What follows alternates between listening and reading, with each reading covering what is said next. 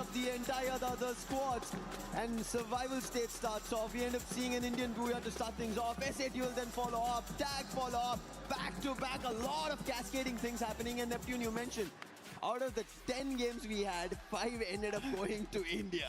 Yeah, I mean, and there's a lot that has been brought in by India right now. And this is a real surprise. It's not only the teams, it's not only viewers out there, even the talents. Because at some point, they were introduced right here, and there's very little expectation. But now, this is where those were broken. There's a lot of challenges that they face. And again, group stages, like not so much points. But when they went into survival stage, that's when they dominated. Didn't even expect this kind of numbers out of teams. 40% for both Team Apex Gaming as well as SAUL to be able to get to the top 3.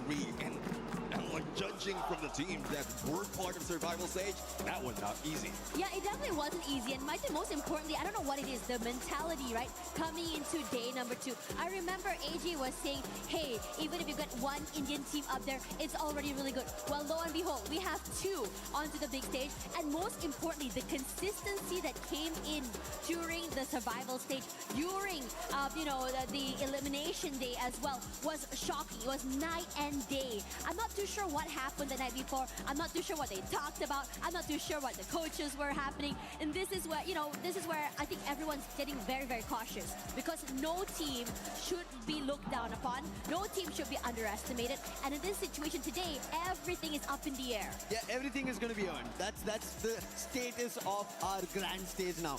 But talking about this, there is one team that I'm pretty sure upset majority of the Southeast Asian teams who wanted to be here in the grand finals yesterday in survival stage. That is none other than Lion.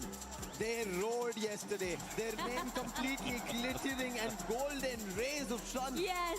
They took the stage up on a storm, and now they are here. Yes, the other giants are still here, but they are one to look out for. Yeah, speaking of Lion, I mean, since we're going to start this first map, look at the numbers. They are the ones on top. They get one Booyah out of this, and they totaled 75 every time, or for all the games that they played in Solara. So I'm really looking forward to this, and we talked about this. This is one of the newest maps in Free Fire right now, and there's still a lot of challenges being encountered by the team. So those who really make the adjustment and study this hard, it has a good chance of grabbing that Booyah.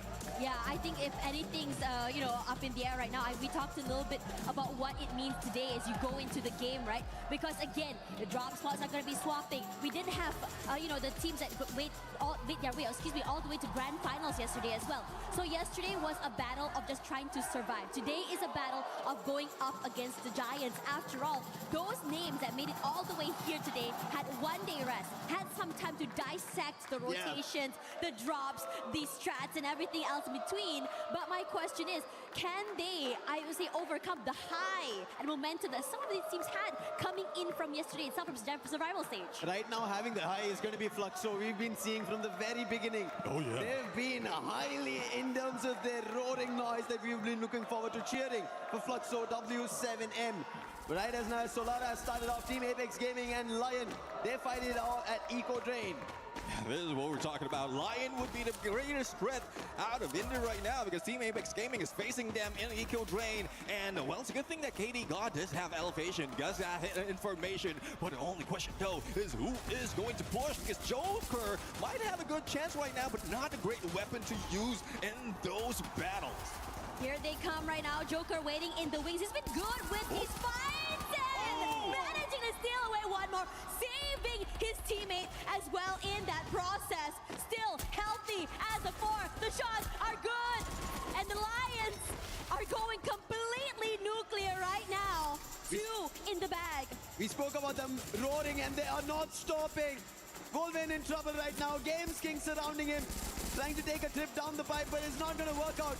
Joker is also on the other end. That's going to be 3 big eliminations. Eco Drain completely drained out of Team Apex Gaming. But that's one thing, and despite of all the engagement that's happening, seems like KD God did manage to pull away, and he is going just in the middle of studio. But on the other side, we're also seeing SAUL. Troll has been taken down, but Jack right now trying to defend themselves against Twisted Mind. But you know how twisted they can be. Noor is just ignoring them, and FP5 trying to eliminate. It's just nasty how these shots are coming through here because Twisted Minds losing their players one by one. Bunny comes close, separated from Nor, but the crossfire is too much to deal with. The Bats also will fall next. Twisted Minds, they tried to go for a challenge, it did not work out. SHL Esports, we were talking about this, their mentality of just going in for those hits, eliminations, that's all in front of their mind, not who they're challenging. And something similar, Buriram United Esports just ended up getting 4 eliminations, almost about to eliminate a whole squad, but that did not happen. But they also need their title. Husky was mentioning the one title that they need in their cabinet is EWC. Oh yeah, let's see though, because they have been going for the hub drop for so many times already when it comes to this map, and I was just surprised that someone is really challenging them. But going back to challenge, earlier it was Lion taking down Team Apex Gaming, now it is Fluxo who's trying to beat them down, and there goes Joker, not really joking around, but let's see if they'll be able to fight back. This area is so hot right now because on top of Fluxo, we also have AGL here too. Della barely alive, waiting in the wings, hoping that Fluxo will move away, but they have marked the heck out of him as well. A lot of pressure, a lot of util coming to him, and finally knocked down as well. There we go, Bobs will find him in the end, but AGL wants to challenge this phase. Oh, here comes a new challenger, AGL right now, and this just looks like a good storyline because everyone is going into Eco Drain, and if you lose this, everything will go down the drain. They will indeed. Fluxo, they want to make sure that they're the ones who are on top of this. They're the ones who pull that key lever and take AGL if possible. But AGL, they're quick on this. They're on the hills, see the slide rails, and decide to get out. They don't want this early engagement. We've been talking about AGL haven't found their title yet. They've been striving for it. They tried to get closer, but right now, it seemed like it was a distraction. He knocks the player, will try to get a confirmation, but right now Fluxo not giving it, but still he will secure Butzin's elimination. It's nice seeing this. Dio was barely alive right now, managing to go for that reset, and they can just bide their time. Wasn't aware that Fluxo would be able to answer back, and they're looking good. Yeah, Butzin's out, but they're going to be able to bring him back into the game, and there you go, so quickly. The only team right now that is currently down and out, at least with only one player left, is Made in Brazil lost, and for the rest of the team, rotations could come in from a different side here, but I think for Fluxo, finding Dio might be key. Spots him out, sees him, but over on this side here, RRQ did cross paths with Yago and somehow survived. No! Gets him in the end, and Lost wasn't able to survive for as long as he wanted. You spoke too soon, Cash, and now RQ will be getting that 4 elimination to their side, but there's another one that is just waiting in the shadows. It's Team Falcons right now. And this has been one of the rivalries that has been happening in Southeast Asia. But Team Falcons, you know how their signature is. They won't be going in carelessly. They want to get information out of teams right now. And even RQ might be able to be caught off guard, but they are just waiting. Look at the discipline out of Team Falcons. Information's gotten. Maal finds the opening. Keroro is done for. That is what RRQ want. A strong start. Nero's Flushy being used, P9 trouble, position revealed, he'll also be taken down at the pair, and more on fire. He tries to pull up the chrono, but for how long will he survive? Surrounded by 3 players from RRQ, and RRQ gets 7 total eliminations and trouble the reigning club champions. Wow. How is this happening? When we saw the Falcons throughout the entirety of this week, they were the ones hunting, they were the ones taking up that space and winning. Belum perhatiin. Okay, let's see. Definitely, I mean, he needs silence right now, though he doesn't have the stealth lights to Mana pull sih away. ininya? Does have the Skylar, Oh, the hot Riptide with tag. him, but I'm surprised they didn't use that to at least save their teammates, because they were covered in blue walls right there, and he does have an angle take when it comes to snipe, but I guess priority is bring back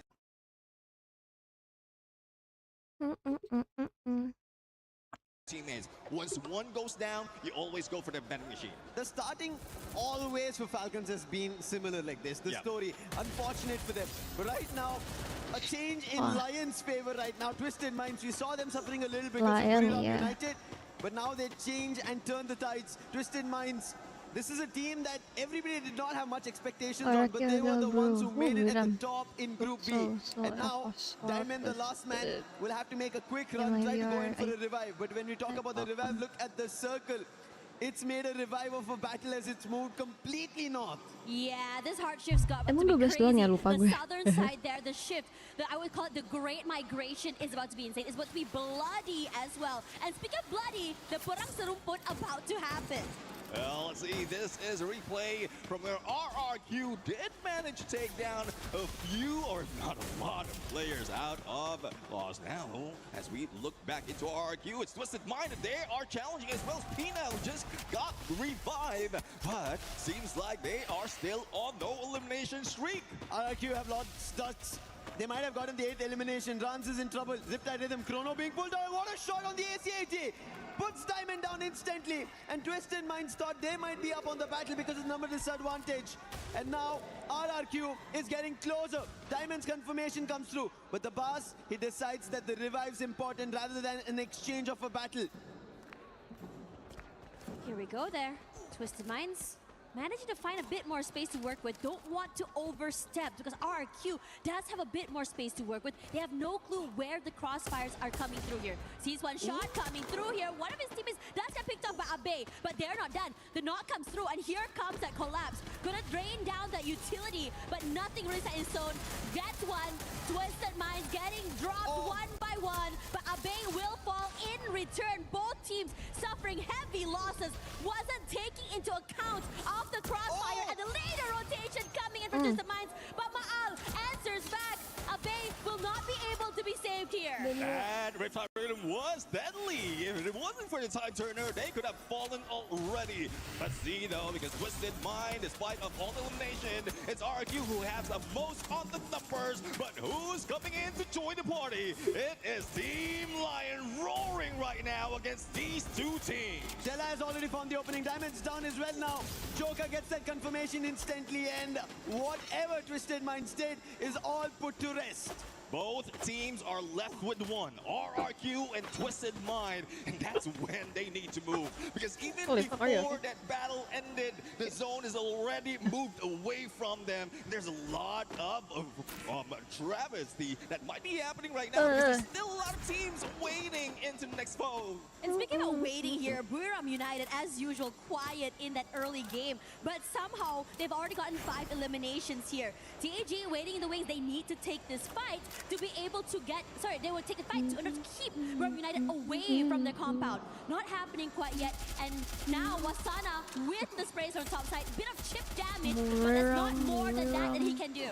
Chrono being used by Team Apex Gaming. They will survive this, but there's Jonah and the shield gun peppering them one after another. Jonah gets a double as well as he puts 2 of the players down. Wasana wants the confirmation, is not letting them go. Along with Jonah, 2 players from Team Apex Gaming are put to rest, and Wasana wants to take this battle even closer. Well, most people say don't you go chasing waterfalls, but Brim Ryan is chasing them away from this area, and now they might be able to get in onto the next phase of Circle. But there's a lot of teams who has been forced into the north right now, and we know that they're very near to Riders Club. And we'll have to find out there's a lot of contention that will be happening, especially for Team Falcons, who uses that as their drop. But going back to Brim United, the battle's not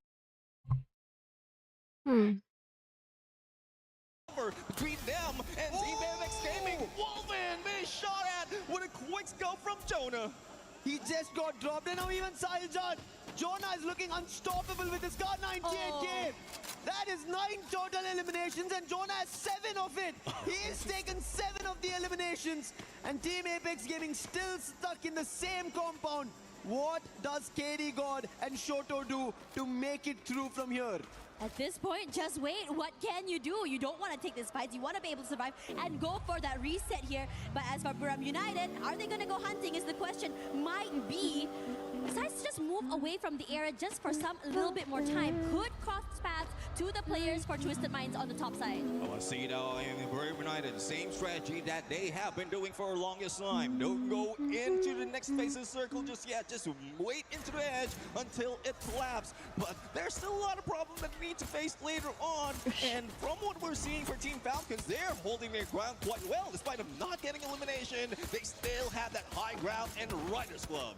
Lion, at least for the time being, safe keep. They activated Steffi. The painted refuge will protect them for the time being. But now they have to get closer.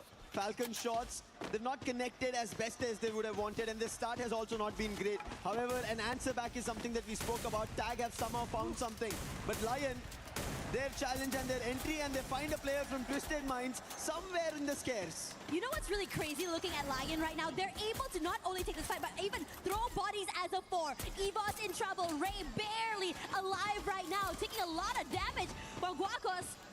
And now the lull and the wait. And speaking of lull and wait, here Fluxo, their members getting completely swarmed. Oh, this is a battle that everyone has been waiting for. Brim and Island going against Fluxo. But we've seen Fluxo lose 2 of their players, and the jump is on. But the shift of the zone might force them to move away. MT7 as well as Gio right now just holding their ground. But Jonah with that stealth bites, using that Moors. A surprise hit might be done. And great timing for the combination of Wasana as well as Get High for that push and probably the elimination. There's a counter. Gio for the timing, but doesn't work again. The shield gun coming through. And this time it's going to be Get High. And Buriram United Esports, they will be able to put a rest to that aggression. And with that, we also see SAQL Esports getting eliminated. A lot of losses, one after another, as Solara has very less space. Yeah, not a lot of space, and everyone seems to have found a small part of that pie. But the Falcons, look at their positioning on the top of this building, and you've seen how much damage they can do with the snipers, with the long-range weapons. And most importantly, the ones on the bottom side here are going to have to compete for that space. Meanwhile, for Shoto in trouble, AGL putting that pressure onto him, and this guy has been the hero for this team, pulling them out from so many very, very dire situations. But in this situation, they can't do more than that! Because it's going to be Buriram United steals away the point, and AGAL not a lot of space to work with. AGL, they have just a bus to protect themselves, but on the other hand, Buriram, they have an entire compound. It seems like a farming land for themselves. 15 eliminations. This is game number 1. They're looking unstoppable. Riptide Rhythm, they want to break down AGL. Nothing's working. Flash freeze, nades being tossed. Riptide Rhythm again. AGL might get closer. Doesn't work. Varos is down. Cypher, Nameless, and you trying to close the distance. But AGL, their numbers have lost. 9 eliminations. Again, a player opening found was Sana. Might have been traded off by 2. Nameless is doing with the Trogon. Moshi holding it off. And now Wasana also down. Moshi, the only one, and AGL somehow have changed this. Well, a quick revival for Buriram United might be the saving grace for team of Buriram United. AGL did put up a great fight, but 2 is still at it. And he is going for that 1v2. Will he be able to survive? The answer is no. And they were going for a risky approach, especially in this phase 4 of the circle. That HP or that zone will be damaging their HP. And I don't know what could have been done at that point for AGAL, but Buriram United was just waiting for it. It's just unfortunate that they lost 2 of their players. So Dinoculars used as well. Gives away the game for so many of these teams, but Buriram United not down and out yet. Loud is here, as Guacos will be the next victim. A little angle seen by Rasha wants to be abused. A double swing as well, making sure that no one survives the initial skirmish. And the Lions cannot survive longer. Down and out, 3 teams left. Thanks to Aim God, Evos still survived. But the dash coming out from Falcons, that was crazy. Almost ended up putting Evos to rest. Now, this is an ending that we haven't seen for a long time. No full squad in contention. 3 remains, 2v2v2. But we are seeing Moshi. And there have been a lot of comments wherein Moshi could have been putting that much on the snipe already. But this is a place to really show up. Look at the last 3 teams. How much do they have in surviving? Just 2 each. It's a 2v2v2. Evos, Loud, and Buriram United. Evos are the defending EWC 25 champions. Now looking forward to EWC 26. Loud, they won the very first trophy for Brazil. And Buriram United won the biggest in the cabinet, that is EWC. Jonah has been a heavy hitter for this game, but a box falls. Moshi, great shot coming in from the area. But the circle is shifting and everyone is just trying to find that space, but Loud is a little bit quicker to the zone. They have positions, they have the high ground angles, and it gives a lot of question marks for the rest of the teams for their rotations. Well, as you say, first to the circle, first to the win. Let's see if they'll be able to pull it off. And God, not so much of contention. Even with a inhaler, he might not be able to survive. But he did manage should go for a clutch, a 1v2 in this fight. And now he has to deal with 2 players from Team Loud. He got help from Loud. That is the reason Buriram United instantly shut down. But as you said, it is a 1v2. Look at him sneakily walking across, crouching, making shot. Loud have no idea, but BCP has spotted him. Aimbot, SVD, can he connect the first? If he can bring it down to 1v1, it's better, but the information delayed. And as long as time passes, it is Loud that will surround him. And we know Nyx, he's such a good player. And once he gets to the CQC, he will instantly put the player down. He's rushing forward here right now. If he's able to just go for the 1v1, it'll be really good. His shots go wide, but they're crunching from 2 different angles. The respect's given. And Loud makes sure they secure their first booyah of the day. Team Loud. Loud Snickers What? are the loudest to start the Free Fire Okay, Loud, Esports World okay. Cup 26 Paris Grand Finals. What a game coming in, and Nyx, we knew he had this potential. They were waiting to get to the final, started off, and in the very first game for Brazil, they opened with a booyah. Oh, this is what everyone has been looking forward to. Who's going to get that first booyah? But we also seen a lot of elimination from the other teams who didn't make it this far. Let's take a look at a replay right now. And this is one phenomenal play coming from Evos. But it's just unfortunate that the pressure is on not only on those HP, but also on that zone. On Nice try. Nice pass. Second place is 13. Ayo, Air Force. Air Force, Crazy work coming in Demen from banget Loud as nanggung-nanggung. well. I think one thing's for sure though, we all had our favorites. We saw our favorite players just completely farming it out. But when it matters the Force nih, most, that bos. final moment, Loud prioritizing positioning over these Ah, fights gave mimpi them bahasa Air so Force, much bro. extra advantage to just give them not only the booyah but those extra placement points. Yeah, they needed it. They wanted a good start. We've been seeing Loud. We even Easy spoke kenapa about sih it, right? kayak In the menurun gitu? group they were in, they were very consistent. They ended up getting 2 booyahs to start things off. But Buriram United Esports, unfortunate Ini them, match. they had an opportunity. They should have been the ones closing it. Look at them. Without the booyah, Gila they ya, have Buriram. 30 total points, 22 eliminations. dari If not for Loud Snickers, akhir if tahun not for kemarin. Nyx from that far angle, finding a clash and helping aim God out, we would have seen Buriram with the win. I mean, we've seen this side of Brim from before. No. Even in group stages. Yeah. Like, they did Yeah. manage to get 23, so this is not even close to the record that they have. But I'm really loving this side of BRU. The aggression is really needed, especially in first match of the day, because it's not just a booyah that is needed by the team in this early parts. It's more of farming the numbers to get to that 90. Since You know last what's really year, insane? bro. I think I said to them, well, it's going to be a bit more quiet from Buriram United early, and it was. But throughout all of that, Jonah was farming so many eliminations. Oh my. Out of all of that, I believe he had like, what, 13 to 15 eliminations by himself. And for now, who better to break it down for us other than the analyst later? We'll be right back before we go to that.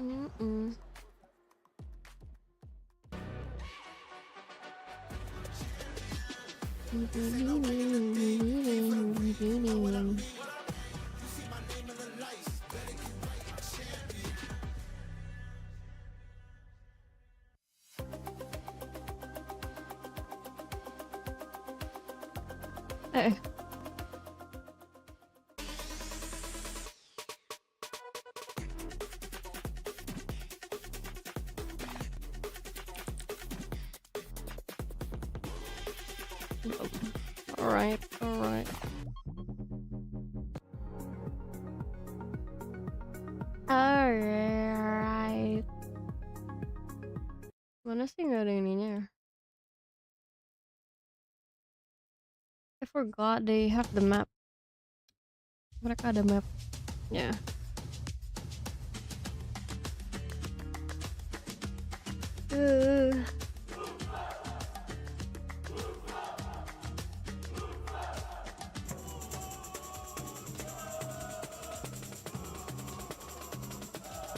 I moved from a small town to a big town like São Paulo, and they always hugged me, made me part of the family. We started with a little since we are W7M in the past, and now we are Fluxo W7M. Literally hugged me and made me part of the family. I feel that I'm part of everything that's happening. and they gave me the Sabar. chance to come here and Tadi match Buriram with standings. Buriram, Loud Lion, Evos, IGRQ, EGRQ, Soul, Falcon, Apex, Twisted, Fluxo. Fluxo yang might be a Roy. Ini map apa sih? Lupa.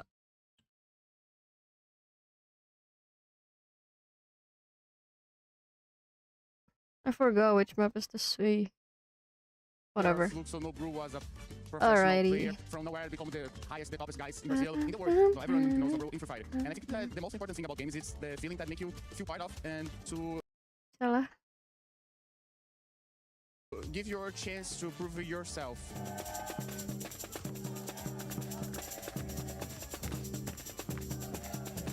Yang dicari Buyah. Poem. Never came to Paris and never came to this side of Europe, and it's incredible. We went to Eiffel Tower in day, night. Paris looks like an art piece. Everywhere you look, it looks like an art piece, looks like a movie. So it's very, very beautiful.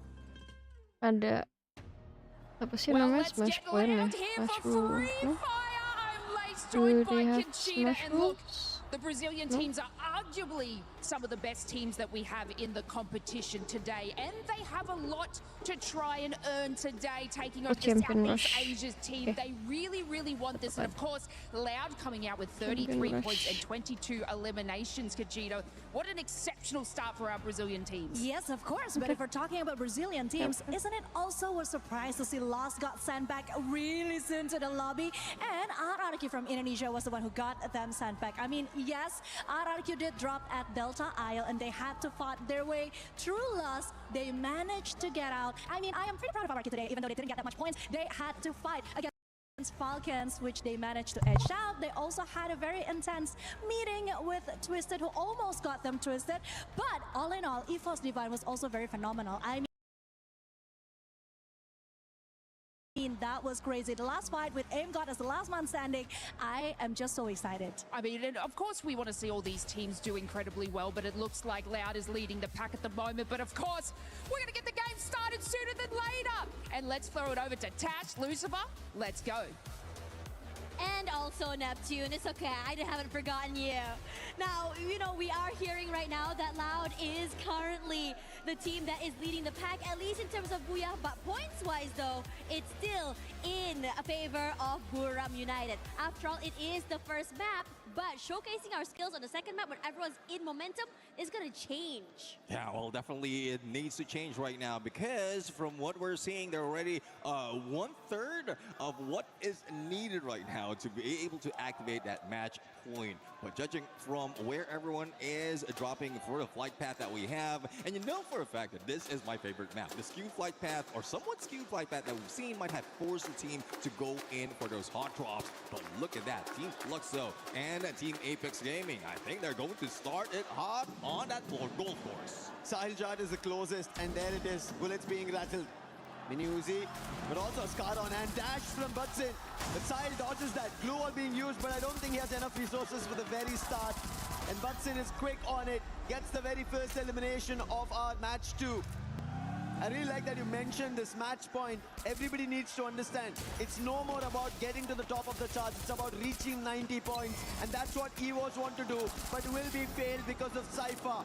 AGL also missed their opportunity just because of how Buriram somehow held themselves, because AGL looked like they were about to shut down Buriram. Yeah, I mean, the silent AGAL was there almost getting into it. But now, with that Cypher elimination, they're now ahead of EVOS. But we'll have to see, though, because we still have Ray and Rasia in play. And look at what Pecker coming from Ray. This could be the game changer if in case Do moves up that hill. But knowing Do and knowing the potential of any other sniper in this competition, he will not be going there. It's going to be very interesting because we've seen so many resets coming through from EVOS. This early, I would say, round disadvantages have been, I would say, saved so many times from these teams. Regardless, as we look through the area right now, no one's really too actively going for fights. But the southern side, though, very interesting to me.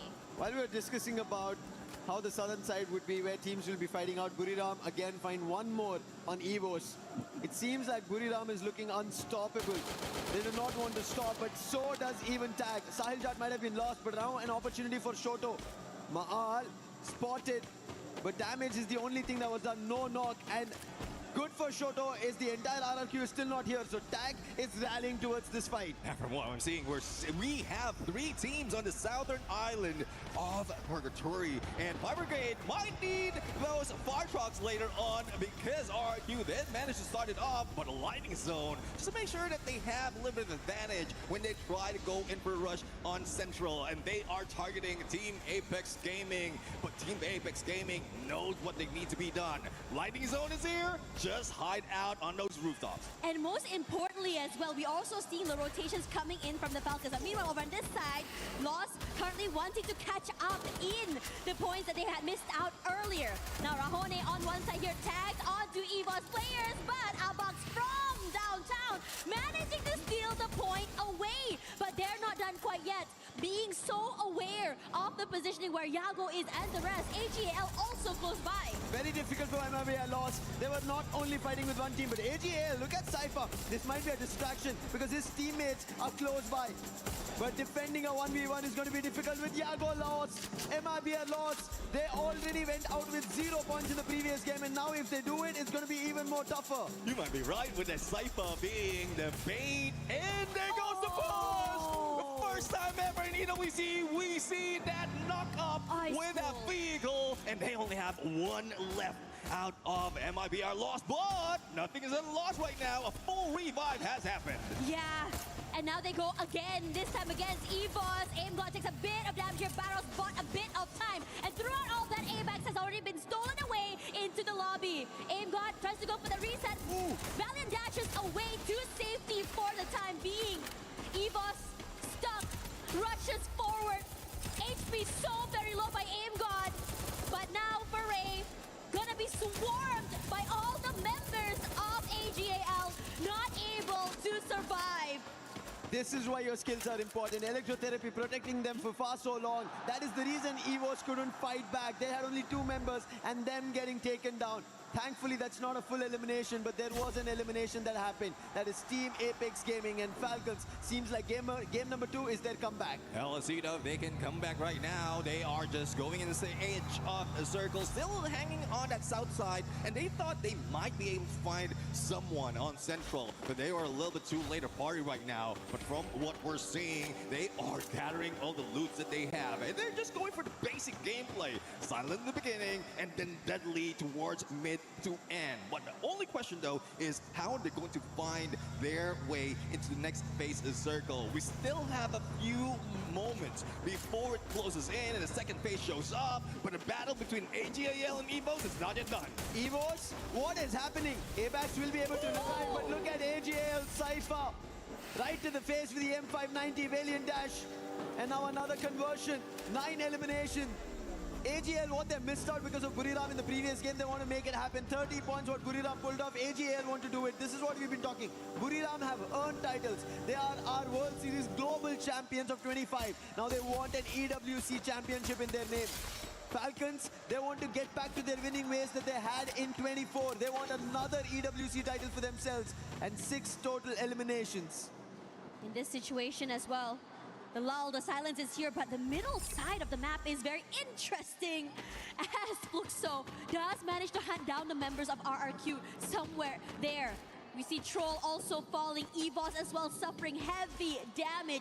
This map, what looks quiet on this side, is hectic on the rest of the areas. LSEDO, because we are looking at Lost right now, who might be chilling like a villain at this moment, but we are seeing a few players, not only from Team Falcons from the south, but also RQ from the north. So the pinch might happen right now, but again, we are just waiting for the shift of that next phase. And as you see it, both of the 3 of the teams are in there right now. And look at the numbers that these players has been bringing in. And we have highlighted already, Brim United.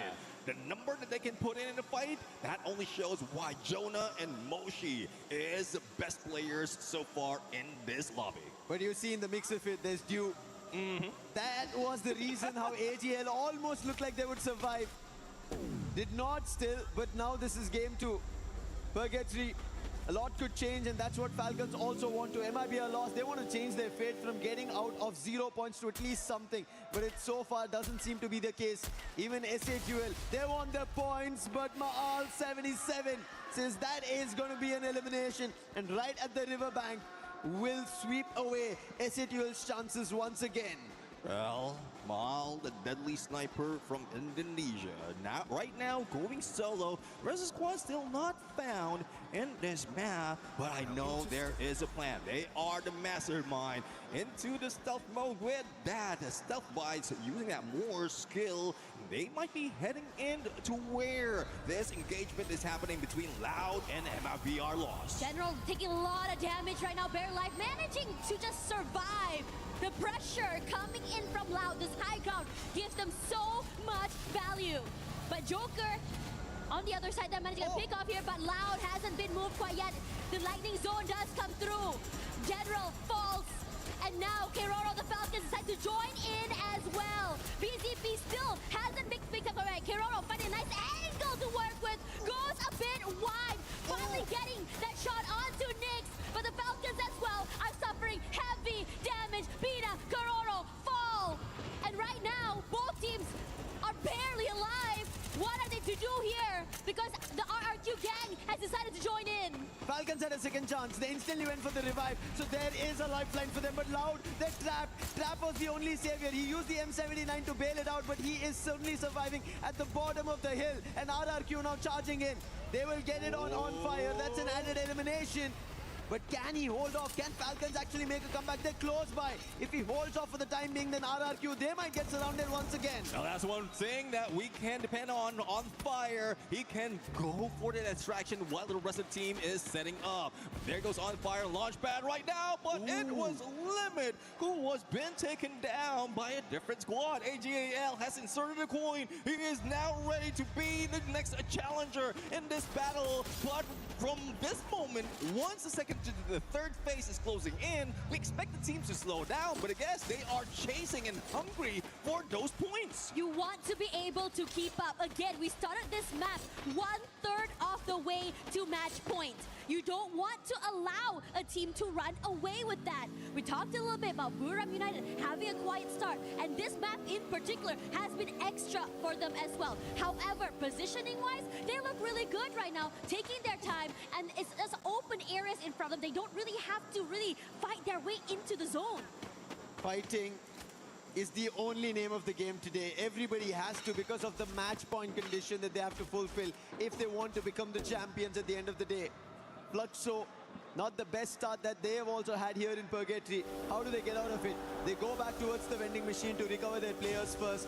A revival point is also close, but they have enough coins and they will get the player back up. 4 all strong together. Now, so far for Fluxo, they do have 3 of those team boosters put up, and one of which would be the out-of-zone buff. So that's one reason why they can soak outside of that circle. But there's one thing that they need to worry about. The shift has already moved to campsite, and we've seen AGAL already holding on, taking a high ground, and this is deadly, especially in this kind of situation. Same goes for Evos, and Rasia is just waiting for the opportunity. Might be able to pull out that launch pad. A little bit of exchange though. Hands it over to Ray, just in case they need to pull out. They will be able to do it and fly away.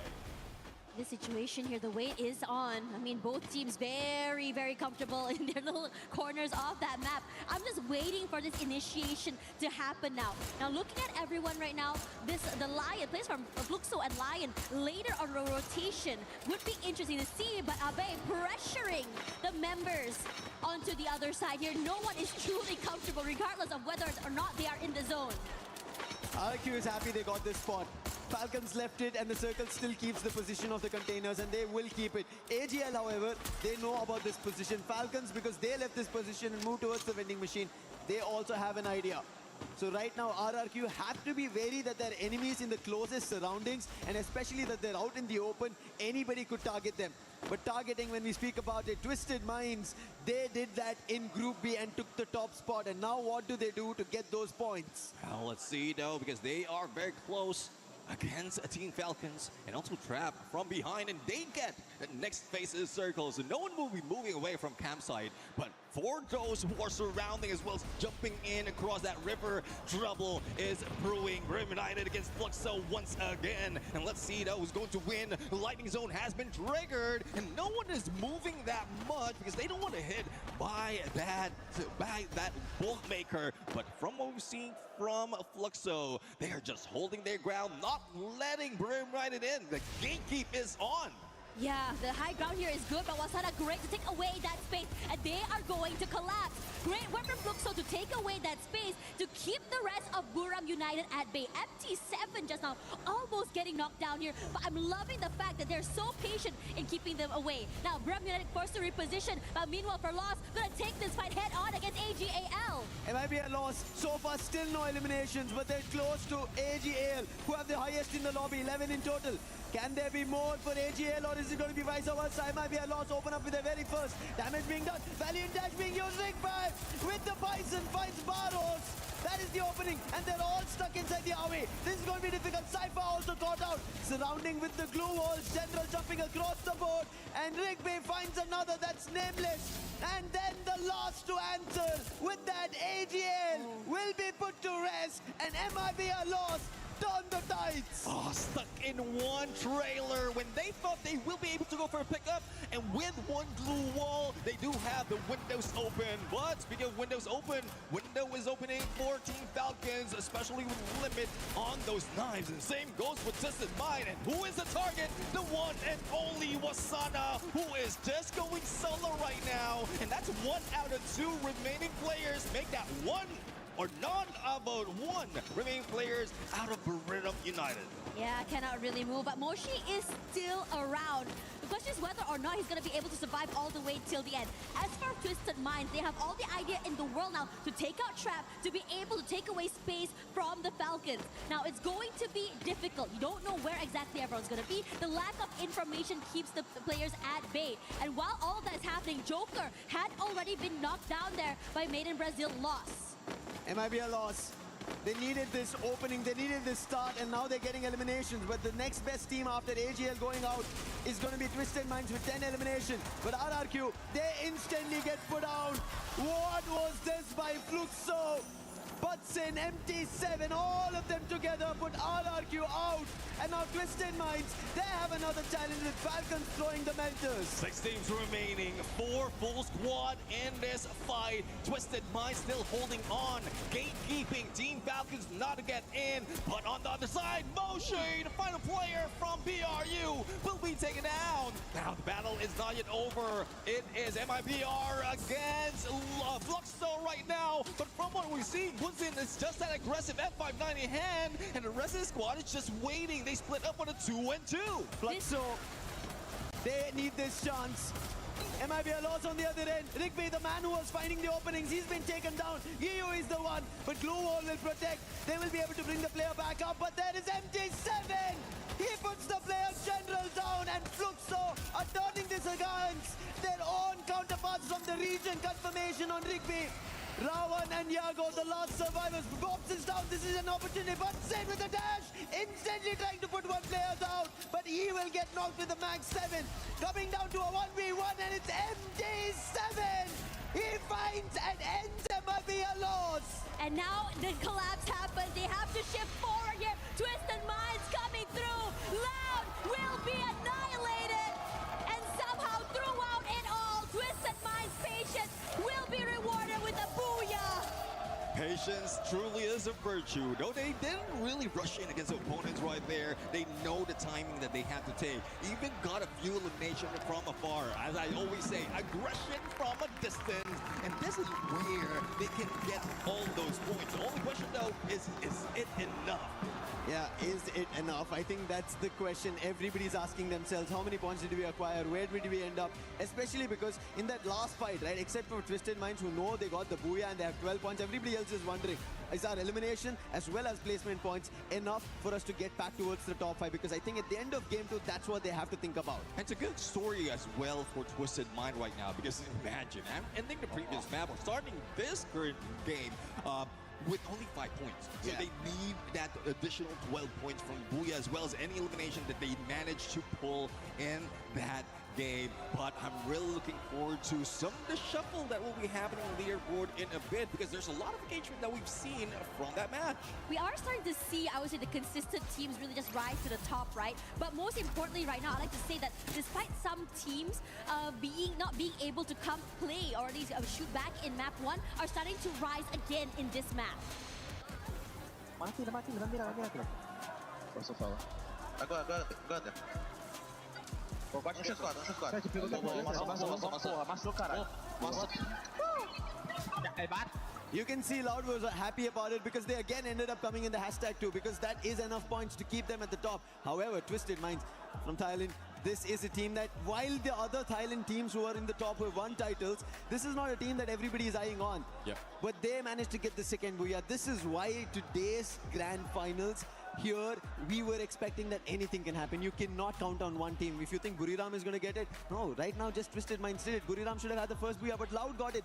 A lot going on throughout our matches now. You did mention the second booyah, so technically this is a second booyah of Twisted Mind all throughout the competition. And we rarely see them really on the top 3. 4 out of 12 from when they played in group stage and group B, when they ended up in the top 3. But this is just them switching it up. What I was expecting was just Mind to be just all out aggressive. Yeah. They tried to do so in game number 1, but it did fail. So why not change it up? Yeah, I mean, changing it up is always really good as well. It throws the, your teammates, not teammates, your other teams in the lobby, off as well. But what I really like to see as well is just really being able to just really take your time. Being really patient is also really good. We have teams that are really, really aggressive and high energy, and somehow they just really just run out of gas after this. There's an interview. Let's send it over to Carol. Hello everyone, Carol Bombshell here. It's a pleasure to be here on stage with you guys. Are you guys enjoying Free Fire? The first 2 matches was amazing, but not as amazing that was for this guy over here. Trap, the team captain for Loud's team. And of course, you guys had a great start today. You started with a booyah for sure. It was amazing for you. So how important it is to get off to a strong start in the finals so you can reach the match point. Como é que foi para vocês começarem já com um buiazão aí, né? Já tirar essa pressão aí de dentro. É muito importante para vocês já darem esse primeiro buia? Com certeza, a confiança que já estava alta vai ainda mais lá em cima. Um bui e um top 2 agora, mesmo com a dificuldade da queda, conseguir segurar o top 2 aí. E é isso, não sei ainda a posição que nós está na tabela, mas estamos muito confiantes. Awesome. As a Brazilian team has never won a WC before. What would it mean to bring the first AWC Free Fire trophy home to Brazil? O time brasileiro nunca ganhou o EWC, isso é certo, a gente já sabe. O que significaria para você, como jogador, e para o time da Loud serem os primeiros campeões do EWC, os primeiros brasileiros campeões do EWC? Se tudo correr bem, vai ser incrível, né? Porque ninguém ganhou ainda no Brasil. E quando você consegue uma coisa única, é ainda mais satisfatória. E a gente quer muito ser campeão mundial. E ser campeão mundial de uma coisa que ninguém tem vai ser melhor ainda. Amazing. So basically what he said was, I'm going crazy right now because getting the first booyah here give us such a great confidence. We get more secure. We can team up even better. We are really happy, but I'm definitely going crazy because I want to know in which position we are in the standings. We know that Buriram was in the first after the first match, but right now we want to know in which positions we find ourselves. And of course, being the first Brazilian team to win at AWC 26 would mean a lot to us, especially representing Loud right now. We know that we can get there, and that's our mission and our goal for today. Thanks so much for the interview, Trap. We wish you the best of luck for you guys. And of course, me and you are gonna watch a lot more of Free Fire. So keep it up with us, and back to the studio.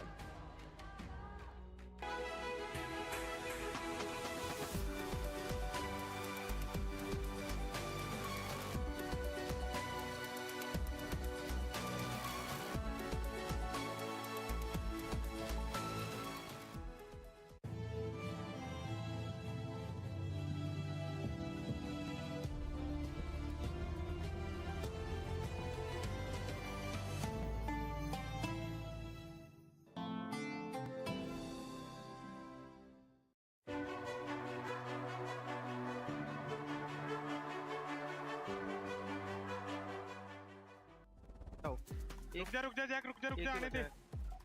एक ही है। ला ला ला ला ला ला ला। ओए 3-3-6 ได้มันเหลือแค่3ตัวแล้วก็ต้องขวาสวยกูรักให้สวยซ้ายดาวยังเหลือซ้ายลงนะยาวดิมึงก็เกี่ยวดิไม่ได้มาแล้วเว้ยว้าวแม่ยิงหัวกูเด็ด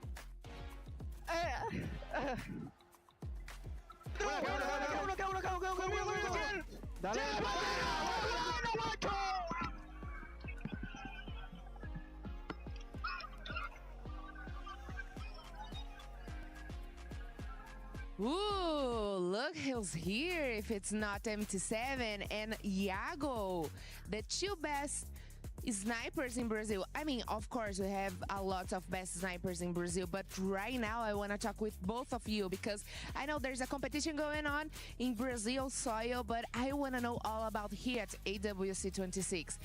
MT7, you share with us your desire to be the MVP, but also the winner here. So what's more important for you right now, the MVP or to be the winner? Qual que é o seu maior desejo? Você contou pra gente que você quer ser o campeão, obviamente, mas também o MVP. O que você preferiria agora? Ah, com certeza, sem sombra de dúvidas nenhuma, ser campeão. Mas se vier um campeão MVP, já tá bom demais pra mim também, né? What happens if you're the winner, but Iago is the MVP? E se acontecesse de você ser o campeão e o Iago MVP? Ah, não, tá de boa. Aí depois eu pego no Brasil e tá tudo tranquilo também. Oh, that's okay, because he can be the MVP here, and then I will, of course, get it back in Brazil when we are back home. But Iago, you're finally back in a World Championship. What is the feeling to be back here at AWC after 2 years? Você tá de volta num campeonato mundial e qual que é o sentimento de estar aqui depois de 2 anos? Ah, sempre é muito bom, né? Disputar em alto nível, ainda principalmente no Mundial, como EWC também, que é muito importante para todos, então é muito bom. E agora espero manter para muito tempo aí em vários mundiais. Did you see that Baby Gold said he wants the MVP and also be the winner? What do you think of that? Você viu que ele falou, né, que ele quer ser o MVP e também o campeão. O que você acha disso? Bom, é muito bom para ele, mas só que acho que todos os outros que estão aqui também sonham e querem ser MVP. Então é um bagulho muito difícil e todo mundo, ele tá certo, todo mundo tem que ter esse desejo, essa ambição de querer ser MVP e ser campeão. Então ele tá certo.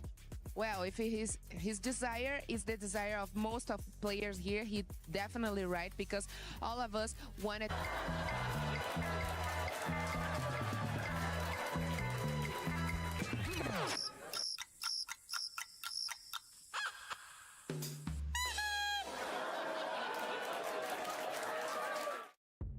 Well, those first 2 matches definitely set the tone for this finals day of Free Fire at EWC 26. We expected the teams, certain teams, to come out hot, and boy did they did. Buriram, especially Buriram, the first match, outstanding, and you were casting it too, Neptune. Yeah, I was excited in there to cast and as well as to see them play. And from what we've seen in there, that's just the usual way for Buriram United. Just go in and grab the numbers as early as possible so that just in case anyone can catch up or they lose out on one game, they already have invested a few points. And I'm excited to see what Buriram is going to be doing on that 3rd match because this last match, they didn't get as many eliminations as we expected them to. Talking about teams that weren't really performing that well in the first 2 matches, we got to talk about the Indian teams. A lot of people were expecting them to come in hot. They're currently just not being able to perform against the top dogs. We'll see if maybe a switch up is going to happen with those squads. But I know you want to talk about Evos. Yes, I want to talk about Evos and RRQ in particular because boy, oh boy, my teams were booked and busy the first 2 maps. I think it's just a little bit unluckiness when it comes to the drop zone because especially RRQ, if you're talking about Purgatory, that means they're going to have to go through a lot of teams. And yeah, it was right. They have to go through Falcons. They have Apex scamming on their way. So it was definitely a hard early game for them, especially at the Fire Brigade. They were also forced to be separated by Fluxo. They lost Abai side. That was a huge hit. So I think and I hope that RRQ could be more wise when it comes to the rotation and maybe change a bit of their drop zones on the next coming games. Oh, what I know is Evos is hype right now because AIM got that 1v2 clutch towards the end. That was phenomenal. I was expecting that he will be going down. The zone is behind him and two opponents is already closing in. Yeah, they were definitely closing in. I think nobody was expecting it.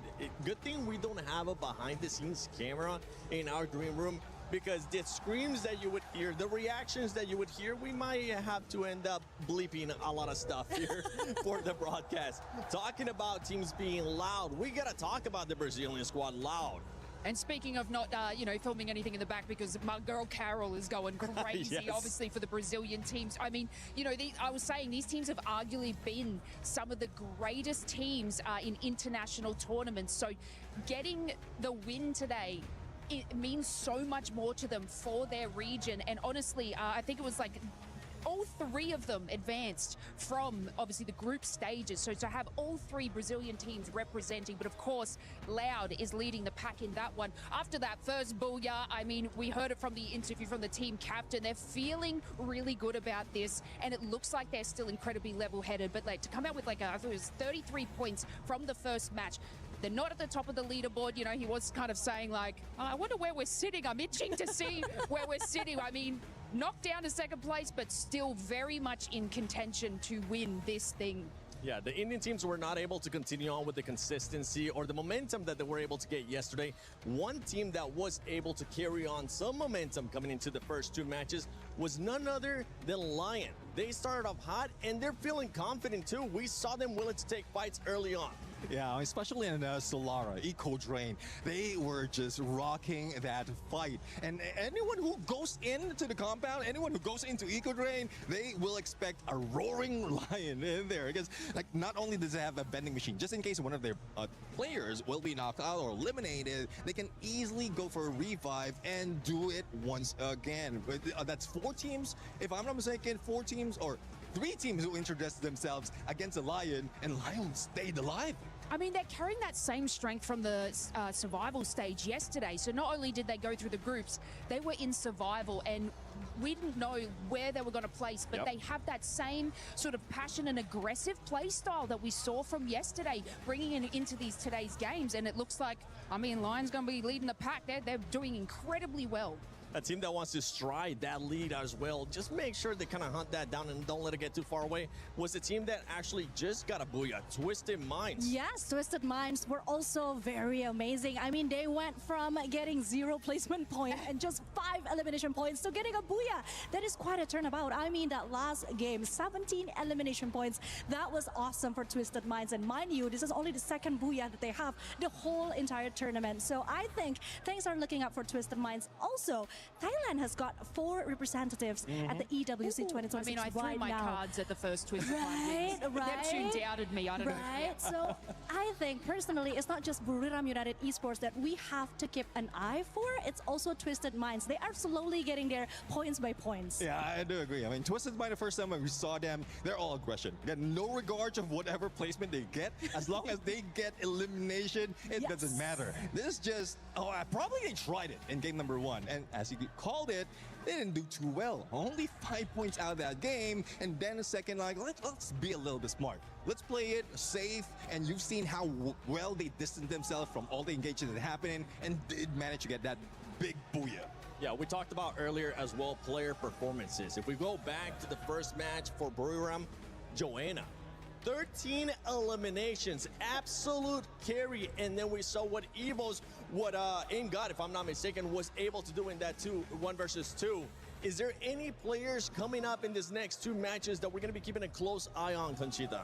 I do think that Joanna's still going to kill it. I mean, Buriram has 2 person that I'm keeping an eye out for is Joanna and Moshi, because let's not forget that 6 elimination points he got in just 1 game. So yeah, I'm definitely not gonna go easy on them.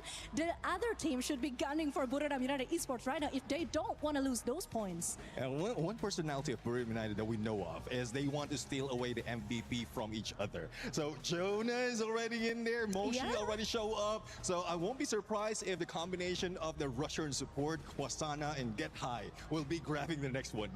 And I mean, we've seen a massive improvement from them, even from EWC in 2025 as well. Like, this team obviously have, you know, won their World Series, and now you not only do they want an MVP, okay, who doesn't want that, but now if they can win that World Series and then EWC 26, imagine that trophy wall, guys, goddamn. We're not asking for much. We're just asking for just win everything for the year. Why not? Talking about all these players, one player that I would like to see him being able to show up here at this stage as well, that maybe he hasn't been able to in the first 2 matches, and we know he performed really well in that group stage, is none other than Yago for Lost. Lost, we expected them coming in hot with what they were able to do in that group stage, but at the moment, they're just not putting themselves in that kind of position, and going with another Brazilian team, and I think we have to mention him too, Neptune, is MT7. I feel like we need to see some of those pop-up performances that we're seeing out of the other players. Now that you mentioned the both players right now, so I know it's not news to everyone that Yago as well as MT7 has been rivals for a very long time. There's also a little bit of replacement happening, and you know how it is in Brazil. They go in for those battles. So I really love to see them face off against each other, but that means that they have to go 1v1. Yeah, it was AFK. Oh, there's let's see if maybe we'll end up seeing a 1v1. Match 3 is ready. Who's going to be taking a couple more Rias, and who's going to reach that threshold for the match point format of 90 points? AJ, take it away for me. Yeah, Amaze balls. Thank you very much, 7 ladies and gentlemen, boys and girls. My name is AJ. I'm the Mustache down here with the one and only Husky, your OG duo of Free Fire, right back on the desk. And man, are the games hot today. Buriram absolutely streaking hot in game number 1, but game 2, Husky, they fizzled out. Yeah, they did fizzle out, and it was something that, you know, was in the making for almost more than a year. Yeah. This is one of the teams that people want them to fill up that cabinet, the final piece of the puzzle with the EWC trophy. But last year, they didn't even hit the threshold to win EWC in Riyadh. And right now, they are a third of the way there. They are more than 30 points towards the threshold of 90. I think a couple more good rounds, give it 2 or 3, BRU, they are going to be in a prime position to take it all back. And it looks like we are ready for our game already. At Shrines, do we get a hot drop? Because we know EVOS as well as MIBR Loss usually do drop by here, but thankfully they will choose the Foundation instead, and MIBR Loss will not be disturbed for the time being, but they cannot take that for granted because a potential rotation from EVOS, as they like sticking towards the outer regions of this map before hopping on towards Refinery. And Refinery, on the other hand, is conquered as usual by the kings of Refinery themselves, RRQ. My attention is going to be on MT Sexy, that is now brought in by MIBR Law, so General not going to be playing this game. A second thing is also the rotation of BRU. We know that they love to go to command post, and command post is now preoccupied by Lion instead. BRU up against TAG once more. Will the Indian squad wake up here in game number 3?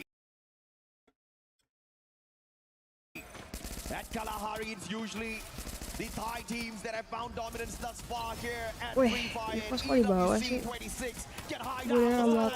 Lion. Like India just Mustacho back on the desk. As Team Apex Gaming absolutely shut down their plays, leaving one final survivor. Can they hunt down the final one? Mochi, the super sniper of Thailand, scurrying away as quickly as possible. No more on his side, no stealth bites. And Team Apex Gaming just need one more. And they get it. And the 3-time world champs out of Kalahari, all thanks to them. Yeah, well, Sana with his hands on his head because that was an absolute disaster for BRU.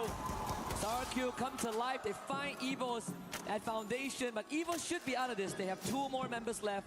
The UAV does ping out Ray. He does have the hook gun in his face, but not much cover to work with, so this should be the 3rd confirmation for the Kings of Kings.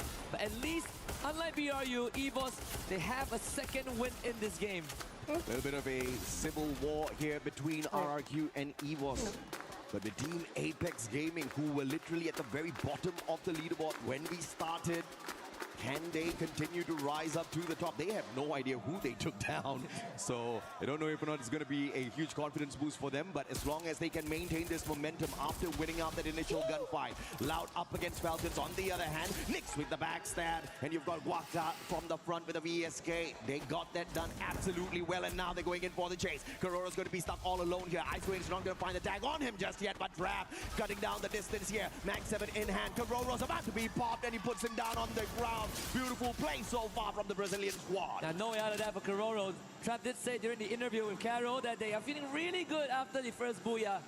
And they have been local champions multiple times. And one of the things that is missing is this EWC trophy and the World Series finale. Oh, but yeah. at least for now, RRQ, also a team that only finishes second. They're definitely looking to break that curse here on Paris stage. A bite around the corner. That's going to be Joker down RRQ with their 6th point. Yeah, easy takedown there. Lion left their player all alone outside just for a little bit of a distraction. And this was that replay. A phenomenal performance from Shoto. And he just shut down the hopes of Buriram in the second game after, once again, a fiery start for your 3-time world champions who have never gotten the first spot here at the Esports World Cup. They get taken out of the lobby prematurely. EVOS on the other hand, Lion after Lion, they'll hunt down. We just saw RRQ find one earlier. Either way, Lion's not doing too well. Yakos can see the shots from the back. Man does not have the Morse at this point of time. They're going to be regretting bringing that Skylar in. But it is what it is. SHUL on the other hand, bumping into yet another Brazilian squad out there. Yago with sliver of health and Nameless AGAL from afar, cutting down the distance, slowly catching up with them. And perhaps this third party can allow SHUL to pull in a couple of revives. Let's see if Bunny can make that rescue mission happen. MT7 could get pushed right now by Twisted Minds. Bob wants to provide long-range support, but he's getting pinned down as well. Twisted Minds with the pieces in place, getting knocked down from afar. Is Bob delivering on the platter? Twisted Minds stopped in their tracks. Yeah, you sit on my shoulder, buddy. I'll pick you right up. Diamond brought right back in here by the Bass, and Bob's caught out. Diamond, beautiful play off the top of the 10. M24 in hand, but Exposy looking for the vending machine. And Butch is in. Will be able to take him away. The guard of the vending machine failed on his mission, and Twisted Minds don't get to take the squad out of the equation just yet. A big clutch there from Butcherson. But earlier on, when we saw Pierre get wiped out, it freed up command post, so Team Apex Gaming now have full control of the southern side of the map. Lion not in a good spot as EVOS catches up to RRQ again. The rematch. The young gun of RRQ is the one that gets the drop, but EVOS prevails. And they lock in that 5th point. Now around the corner is going to be a troll that is isolated. Ray finds that finisher. Yeah, you can't roll the one and only EVOS. 6 eliminations in hand already. Unfortunate for SHUL. They were all spread out on the battlefield. MIBR lost on the other hand, bumping into Falcons yet again. This one just does not end. Empty Sexy down on the ground. Round A7 on a high ground here, has got the Winchester in hand. Pina in shooting distance, in the crosshairs of Raone, but he does not get the job done. He has to be pushed off here. As on fire catches up with him, and from up top, the SVD straight to the head. Raone was looking for the vending machine, but prevented. And Yago's going to turn tails here, trying to get out of there as quickly as possible. But the hit list has been bought. And MIBR with your final player, although they have the stealth bites, they're not going to be able to get away from this Falcons. They know exactly where he is. And this is going to be the end for MIBR here in this lobby. Yeah, the Red Tide Rhythm, just to confirm the elimination, Yago can hide all he wants, but there's no escaping the talents of the Falcons. MIBR lost, removed in 9th place. And that puts Loud and Twisted Minds in a comfortable spot. Both teams who have had a Booyah so far now leading the pack just because BRU is not in it. On the next update, we're going to see Morris' capability of even avoiding the hit list. That was unfortunate, man. You try to stay hidden, but got exposed in a totally different way. Brilliant play, brilliant strategy out of Falcons. And now, Twisted Minds versus Fluxo. Bob's MT7 as the rest of Twisted Minds use the zip line to cross the battlefield. Diamond has got MT7 in his crosshairs. MT7 on the other hand, focusing on the airdrop. They want to make sure they've got the weapons of choice to take on Twisted Minds as well as the utilities, but the Bass with the advantage. M590, oh, needs another one. Almost messed that up. But MT7, the sniper, just could not take a decent CQC. Yep, Twisted Minds with the daylight robbery and an extra point under their pocket. Fluxo forced to run away. Pot shots headed towards Bass. Butcherson needs to hold the fort to find an isolated Joker. But they need to secure some space at the sub for MT7 to come back into the lobby. Fluxo, surprisingly, very, very spread out as a team on the southern side of the map. If you look at this map, usually we've seen dominance out of the Thai squad so far. Falcons, Buriram, AGAL. All of them have one Booyah each on this Kalahari map. With Buriram out of the equation already, perhaps Falcons and AGAL will be the biggest threats later. Fluxo, on the other hand, they've got a Booyah for themselves on this Kalahari map as well in their run here at EWC 26. But as far as those points are concerned, they didn't really rake in a lot of eliminations. In fact, Fluxo hasn't really looked very strong on the battlefield so far as the eliminations. Yeah, not at all. I definitely expected a bit more, but I'm looking for them to ramp up maybe game 3 and 4 onwards, right? This is the team that needs some time to go on the engines. But one of the theme of this game is the fact that two of the biggest strongholds are refinery and command posts because of RRQ and BRU. Both of them are not in the lobby, which means that there's a lot of real estate freed up for everyone else. The game should slow down temporarily until maybe the 11th minute mark. And until then, we're going to see stragglers being picked off left and right and then brought back by the vending machine. And that means it's going to be some free points for the teams who managed to find these eliminations. Buddy tried his best there to get to the vending machine, but unfortunately the Valiant Dash used against him. Not really to disable any of his defenses, but just to cut the distance down. And Exposing finding Jack as well. And now SHUL left with one final survivor. Can India find a way to get back into this matchup through this squad? And Team Apex Gaming, on the other hand, started off really hot up against Buriram, but they've been silent so far. AGAL finding the Brazilians. Loud, and a grenade M79 up into the top floor. Trap will be pushed down by the M590, and that starts off a big one, and that's a massive advantage because that's the player that had the M79 on the side of the Brazilian squad. Cypher traded out, deal with the shot from afar with the M82B, and they dismantle Loud with that play. Perfect execution from AGAL. I think there was a bit of a miscom there from Loud, who tried to run down the stairs, and Trap absolutely caught out. Not really sure what the plan was, but Cypher with the great execution on the Valiant Dash sealed the deal there. I think the play there was supposed to be the M79 to be sent down to that lower ground, and then of course those grenades to take out the players from the front lines. But unfortunately, before he could get into position, he just got shot out of the spot with the M590. Beautiful play out of Cypher there in that moment. But now Twisted Minds up against EVOS. Both these teams know each other very well from the Southeast Asian region. And it is EVOS right now leading with the eliminations as well as the utilities. Twisted Minds not too far behind them.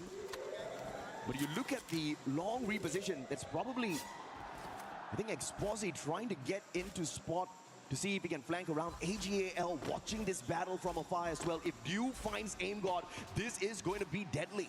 Yeah, we can say the same for if Russia gets a clear shot. Diamond's already tagged out. We have Fluxo on the high ground too, so Twisted Minds not really comfortable staying out in the open at Foundation. They need to find some cover here, but with EVOS pushing in, they gotta pick a poison. Yeah, you gotta pick a poison, man, either way.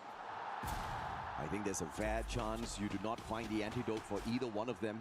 More stealth fights used by Russia. He gets a easy flank around the left-hand side to find the circle first before the rest of his brothers. And the rest of the frontliners on the side of EVOS will be holding Twisted Minds back. And Russia, right after he gets into spot, he gets shot in the back by the player from the side of Fluxo, most probably MT7. EVOS calls for the Bolt Maker. Lightning zone now. Twisted Minds cannot step out into the open. Aim God with one misplay that does not manage to get the first knockdown in the Valiant Dash. Almost saving him, but it was that A124 thrill of battle that gave them the bravery to step into the battle. But Twisted Minds turning the situation around for themselves. Yeah, and Russia needs to build his team out right now. Finds a nade and a snipe. Russia going above and beyond and putting EVOS on his back. One more. Exposing the Bass remainders of Twisted Minds. Russia again, the Wonder Kid with the delivery system. Can he complete the Pencet AFF. Enggak juga sih, ini karena dapat permis aja. Dapat permission saja dan mengerti FF. Hehe. The best, beautiful. Gets the insurance policy first on that revive, bringing Diamond back into play, and then going for the shutdown. But their chances of surviving this lobby and getting a booyah is absolutely slim. The Bass is going to probably get taken out of the equation here, outside the circle, tanking a lot of damage. Apex on the other hand, sebenarnya saya ini pecinta epos. Looking for the next zone. Macan tutul biru ini. They've spotted him Macan already. biru. Apex is going to get tagged up. Probably this is the end for EVOS here. Yeah, it's either them or it's either S8UL, AJL that takes that away. Just a 3 points sitting out in the open. If you are the Indian team, you definitely would want that point as you are sitting at the bottom. As we lose Twisted Minds off screen too, Apex is just trying to. I mean, he did gain an extra placement point for himself before Dew finally collects that. So we are going to go down to just 6 more teams. AGAL as well as Fluxo, the only 2 other teams that have managed to secure a booyah on Kalahari from this EWC stage. Can they take it all the way? Lion has been fairly quiet after a few mishaps at the very start. Haven't secured a single elimination for themselves. Fluxo on the other hand, tanking a lot of damage outside the circle. Spots out SHUL on that rotation. Jack's getting tagged up by Baros. AGAL like chili fish in a barrel. And Fluxo wants to steal that away. MD7 knocks down Troll. He makes sure he gets the confirmation as well. AGAL getting those shots in, making sure Tap gaming bang. players on the side of Fluxo back. And they're trying to keep Buddy Pinson in. Yeah, this is a good game for Fluxo and AJL to pull ahead of the curve because some of the Apex players are already out. One more. Cypher, can he get the snipe in? It's Dew again, of course. Never doubt this guy. Bunny is also pinned down behind that glue wall, and it's only a matter of time before AJL finds him. Lion now will join that fight, and maybe that's the distraction that will bail Fluxo out of the situation as they fight against TAG. Yeah, brilliant recovery by Fluxo here, instantly jumping out of that monster truck, getting the pickup with the glue walls, and they take Bunny out of the equation as well. Unfortunately, the circle actually claimed that point off of them. As SHUL Esports makes the exit from the lobby, we now have the top 3. And 2 out of the 3 teams are definitely geared up for the booyah here. Falcons, just the one team that strayed on in. Can they make it out of here? I totally forgot that they were still alive and kicking. All 3 of these teams have already performed at Kalahari, and they're looking to pull off their second booyah. Which one will be able to secure that for themselves? Cypher bringing the whole squad of AGL together with him, backing him up as he cuts the distance down within their squad as well as Fluxo, but they realize right under the bridge, Fluxo will be dangerous. And they take a quick U-turn, but they'll have to deal with Falcons here. And they're gonna hope and pray that it is Fluxo that finds Falcons first. Jump pad getting them in, but that's the bad move. First one gets snuffed out of the air. Pina with a double, on fire finds Nameless. And AGAL losing 2 too early. This is good for Fluxo. Carollo made his rotation too late and went down to the blue. Pina did take down Dew, but now Fluxo completely freed out and might get an advantageous fight against Falcons. Pina needs some help, but the blue zone is pushing them straight into the heat of Fluxo, who are coming at them with full force. Dew exposed and Limit with the first one to even the odds out. Fluxo forward, pushes in with the dash in. Pina covering himself and pushes in, now needs assistance. Gets knocked down, finds the trade again. It's Limit trying to hold Falcons together, but he falls in the hands of MT7. Pina brought back up, pops in front of him, on fire, providing help. Falcons side by side. As Fluxo looks to turn the corner, the pre-fire comes through. Pina rushes in. MT7 holds his own. MT7 delivers on fire with the trade. Can Bob steal it? The captain of Fluxo can do it. On fire. It's on fire. And Falcons get their booyah. Yes, second booyah at Kalahari. The 5th time they make their run here on this map, and they're truly dominant. But a well-played game for all 3 teams that squeeze themselves towards that final circle. A brilliant play by Falcons. They got locked down by the thrill of battle off of that A124 initially, but it was Pina and his M590 perfection. Well-timed glue wall, circled around it. Could not use his active skill, but it didn't matter. He went in for the pop, an instant pickup to maintain the numbers advantage, and the distraction with the extra player on the side of Falcons, more than enough to allow On Fire to pop off towards the very end. A brilliantly executed final circle for Falcons. This is something that Falcons is very good at. You put them at a disadvantage, they will somehow even the odds out and then tip the scales in their favor.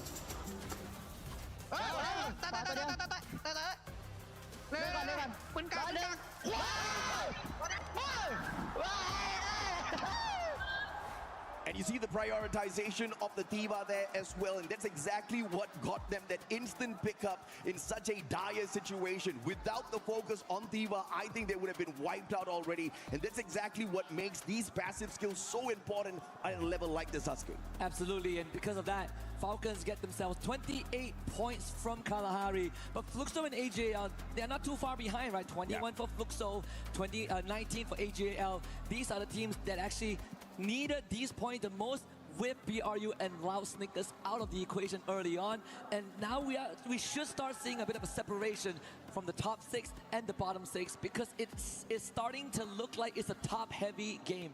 A great recovery for Team Apex Gaming as well. India had a phenomenal run yesterday. First 2 matches, not really on their side. This is the game they wake up on, but SHUL still lagging behind a tad bit, but at the very least, not at the very bottom of this leaderboard for Kalahari. But on the overall leaderboard, I'm fairly sure they're still at the bottom. They need to do a lot, and they have to hope and pray that this day does not end quick, because you very well know that it could just happen. Now Team Falcons, after that game, I'm very sure they're somewhere around the 50-point region. And if they give us exactly what they gave at the grand finals, the very first match was a 40-point bomber, they might just activate the champion rush condition or the match point in this very next game. You're right, AJ. I mean, they still hold the world record for most points in a single game. Amen, if they deliver that, it is going to be, you know, another one of those examples where Falcons prove that they are the superior team. And can you imagine being a 2-time champion at EWC? They already have the 2 stars as the club champion, so why not make that run it back? Yeah, absolutely, man. 2 teams out here on that stage capable of becoming the 2-time world champions for Free Fire at the Esports World Cup. You've got EVOS, you've got Falcons, but are they going to be upset by the squads out there today? Because if you look at the overall leaderboard, based on the performance that we saw off of Kalahari earlier, it's currently going to be stacked with the Thai teams at the top. Absolutely. And the one thing that I was worried about coming into this grand finals, even after yesterday, was if these Thai teams are going to go aggressive, and so far they have been. So let's see if they can keep that Thai freight train going. We'll be right back with more action. Holy shit. Holy shit, man. Kok nggak ada sih? Kok belum keluar?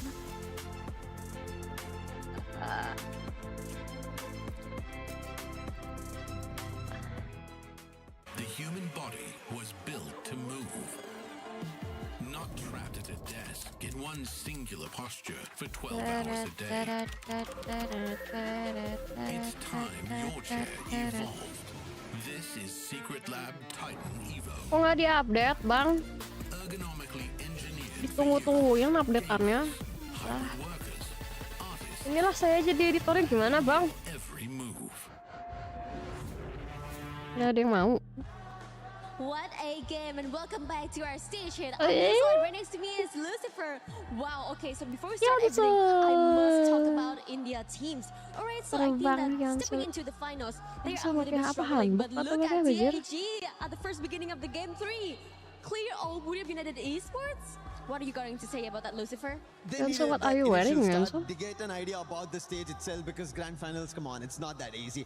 But they have done it. They took down Buriram and almost fully taking down EVOS as well. So brilliant stuff coming in from their end, but also have to add on to Loud's consistency coming through. This time AGL might have troubled them, but you can see Loud for Brazil, they're also moving in that direction, and I really like how these teams, on one end India, on the other end Brazil, everybody's trying to take this trophy away from Southeast Asia. Exactly. Okay, so we have Brazil teams here, Loud and Fluxo. They are doing pretty great, right? But what is wrong with Lost? I just keep questioning myself during the 3 games past, like, what is really wrong with them? Like, I don't really know what is happening to Lost. Like, have you got any idea? I think right as now it's Loud as well as Fluxo. They're the ones who are picking up, and MIB are lost. Unfortunate, they're coming in the mix of that battle and they're unable to pull it off. Hopefully they do something different that works in their favor, but one team that did in their favor to get back what they did in EWC 24 is Falcons, that they want to be a two-time EWC champion. Right, but what about EVOS? Because they are getting a little slower than during the 3 games away. But I'm really impressed with the final play. We have our last circle, AJL, Fluxo, and also Team Falcons. And Falcon Pina is definitely on fire. He's played really nice, even in the last circle. Control the game's really nice. We cannot talk about on fire. But he's getting fire back, and I'm really proud of my little boy here. Falcons indeed are getting their fire back in because they know that they need this trophy once again. They need to become the 2-time. It's not seen yet here.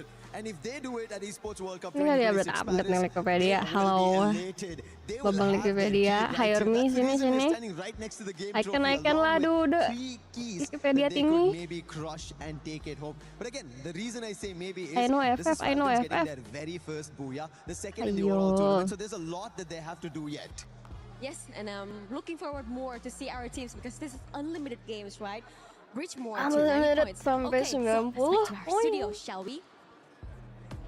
Thank you very much, Lucifer and Yunso. We are about to hop into game number 4, and it is Bermuda time, back to the origins of Free Fire.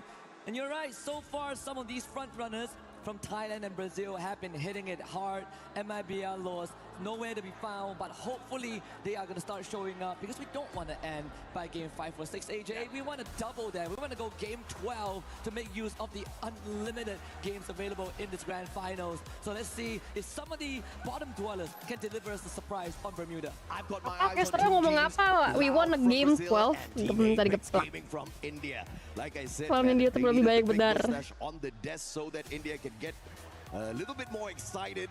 Let's see if or not they take this one all the way. They haven't had a booyah on Bermuda. We won a game 12. But I'm hoping this is the first one for Asik sih, seru sih. A little bit of a danger zone here. I'm talking about TAG. Oh iya Deo. They're making me a tad bit nervous. Do you drop at Fortunon? It might just happen. TAG, you better win this one out. This is quite the shift because usually Fluxo prefers to go straight for Mars Electric. I know, right? So this either intentional by Fluxo or TAG have something that we don't know. Thankfully, they're not directly on top of each other, so there's some real estate they can both share in the vicinity. But TAG, they've already lost Woven, Shoto and Sahil Jet. Not really looking too healthy. Shoto in the front, but MC7 coming out on top. And Fluxo again off to a good start. A very callous push there in that situation. Shoto's down, Butch is in as well as Jiu. Shot from afar. Didn't really get to see exactly who was that taking the shots up against them, but it doesn't matter. Katie God's on the way out of this sticky situation. And like a cowboy, he's riding away. No sunset, so I guess it doesn't matter. In this context, luckily there's no sunset. Nuh-uh. That was already exit for TAG. Don't say Musik that. I was kopi, waiting non for them to copyright come back. guys. Same, man. I was hoping Boleh. as well, right? And again, that's the concern that I did Not put that. out. Because I was expecting that, you know, the Thai teams, the experienced one, especially those that Tapi jujur qualified aku lagi directly nyari into sih buat grand recording. finals and didn't have to play Kontak-kontak. yesterday. Terima They're gonna kasih come in hot, tawarannya. looking for eliminations to get that big lead, and that's exactly what happened in game 1. You know, we Oh, mau bikin recordingan. So for the teams from India, this is probably the biggest pressure that they've ever Thank you. faced. And under all these aggressions from the Semangat team, terus and bikinnya. how fast the lobby has been going, it is going to take a while for them to get used to it, and it better come fast. Yeah, looking at what Fluxo did here, they're definitely going in for the hunt onto Team Apex Gaming. They managed to take down Anjir. Big God, but that's not going to Bisa give them an gitu. extra advantage because the revival was already completed. The squad is on the way back in. So very Ini intentional siapa? play, executed to perfection there by the Brazilian Giants. Fluxo getting 4 points off of TAG at the very get-go. Buriram on the other hand, just 1 Anjir. point claim so far. They Ada send the UAV out. Spotify. Oh, ada Spotify, They baik. find more. Well, TAG got lucky for just a little bit because they actually Aman had to aja. peek, and that's where Buriram Thank usually you. spends a bit more time hanging around. So because Buriram moved to Bimasakti Strip, TAG actually gets a second chance in this lobby. Oh yeah. Not so lucky, not so sure about Los though, because they're about to run into BRU. Lion beelining towards where the boss is, and that could be some info the Twisted Minds can use, but I don't think they want to fight right now. They want to get those revives. Lion versus one player from the side of Twisted Minds. Bass is going to get caught in a tight little spot here. Joker with the M24, flanking around the right-hand side. Della pushing on forth. Spots out Bass. Joker gets the first shot in. Bass pulls up a good glue wall. He's going to be able to block the shots from Della. Grenade's not going to find him just yet. Bass has got the Drogon in hand. But Joker will RGS him out of the equation. And Troll from up top. SHUL trying to interfere in the situation, but the time turner is going to allow the Lions to pick their buddy up and find that recovery as well. An extra glue wall inside the time turner just in case they break it down. Just no aggression from the side of SHUL just yet with those shots. Limit is going to get tagged up here as well. And it is a battle that I did not expect to see the Thai Giants join. And this is now turning into a three-way fight. Apa ini 3? Wah, sandwich. Oh, nggak ding? Lions now start shooting down the Falcons. Yeah, SHUL is the team that has info on both Iya dong. Falcons and Lion. Kenapa sih logo di mapnya harus hitam? Susah anjir bacanya. To be the Falcon problem Oh damn, bro. Limit just got picked back up, so Falcons didn't really have much time to pick themselves into shape. But there's still a trade between Lion and Falcons. Karoro finding Games King. That is the back broken on the Lion side. They no longer have the anchor, and Lion will be forced to split up. Brilliant play, brilliant counter by Falcons. Although they were in a tight little spot there, Laut jump itu back siapa? to see if they can pull away some numbers from that equation. Intentionally or unintentionally help the Indian squad of SHUL survive. And the Lions didn't go in for the pressure since Falcons got a couple of numbers off of them as well. Now the Bears still under pressure. This time it's EVOS that finds him. And that's about it. What a turnaround. M1917 gets the knock. Can he get the confirmation? Oh, he gets the double! Mantap. Can he get a triple? Locked down by the thrill battle. The flank comes through from the back. Good glue wall. And he gets the elimination. The best, you monster. Absolutely insane play there. Hunted down by the entirety of EVOS and comes out with a 2-0 head-to-head so far. And the entire game, he has been alone. He has been isolated. And finally, Ray takes him out. But it did come at a cost for EVOS. They are forced to soft reset. Good anticipation for Ray there off of the BSK. Silejet in the vehicle. A disadvantage up against Strap, who has the Woodpecker. Katie got, and now they're all spread out on the battlefield. Twisted Minds right above on the revive. Don't tell me he's going to drop right in here. That might be the distraction that Team Apex Gaming is going to need. SHUL, on the other hand, up against Falcons. In this compound, Falcons have got the high ground advantage. Limit, Riptide Rhythm sent out already, so he's on cooldown for the active skills. Jack's going to be spotted out from afar. Pina quickly repositions towards the lower ground. They pulled out the painted refuge off of that Steffi earlier on. Itu RRQ yang mampus. From the side of Falcons. That could be the active wasted. It's a 2v2. Time turner used a little prematurely. Nice. Pina gets caught out though. That's a big play, and Buddy with the Drogon goes in for the doozy. And the follow-up will put Falcons out of the equation. SHUL Esports still alive. Can you go to? Oh my god.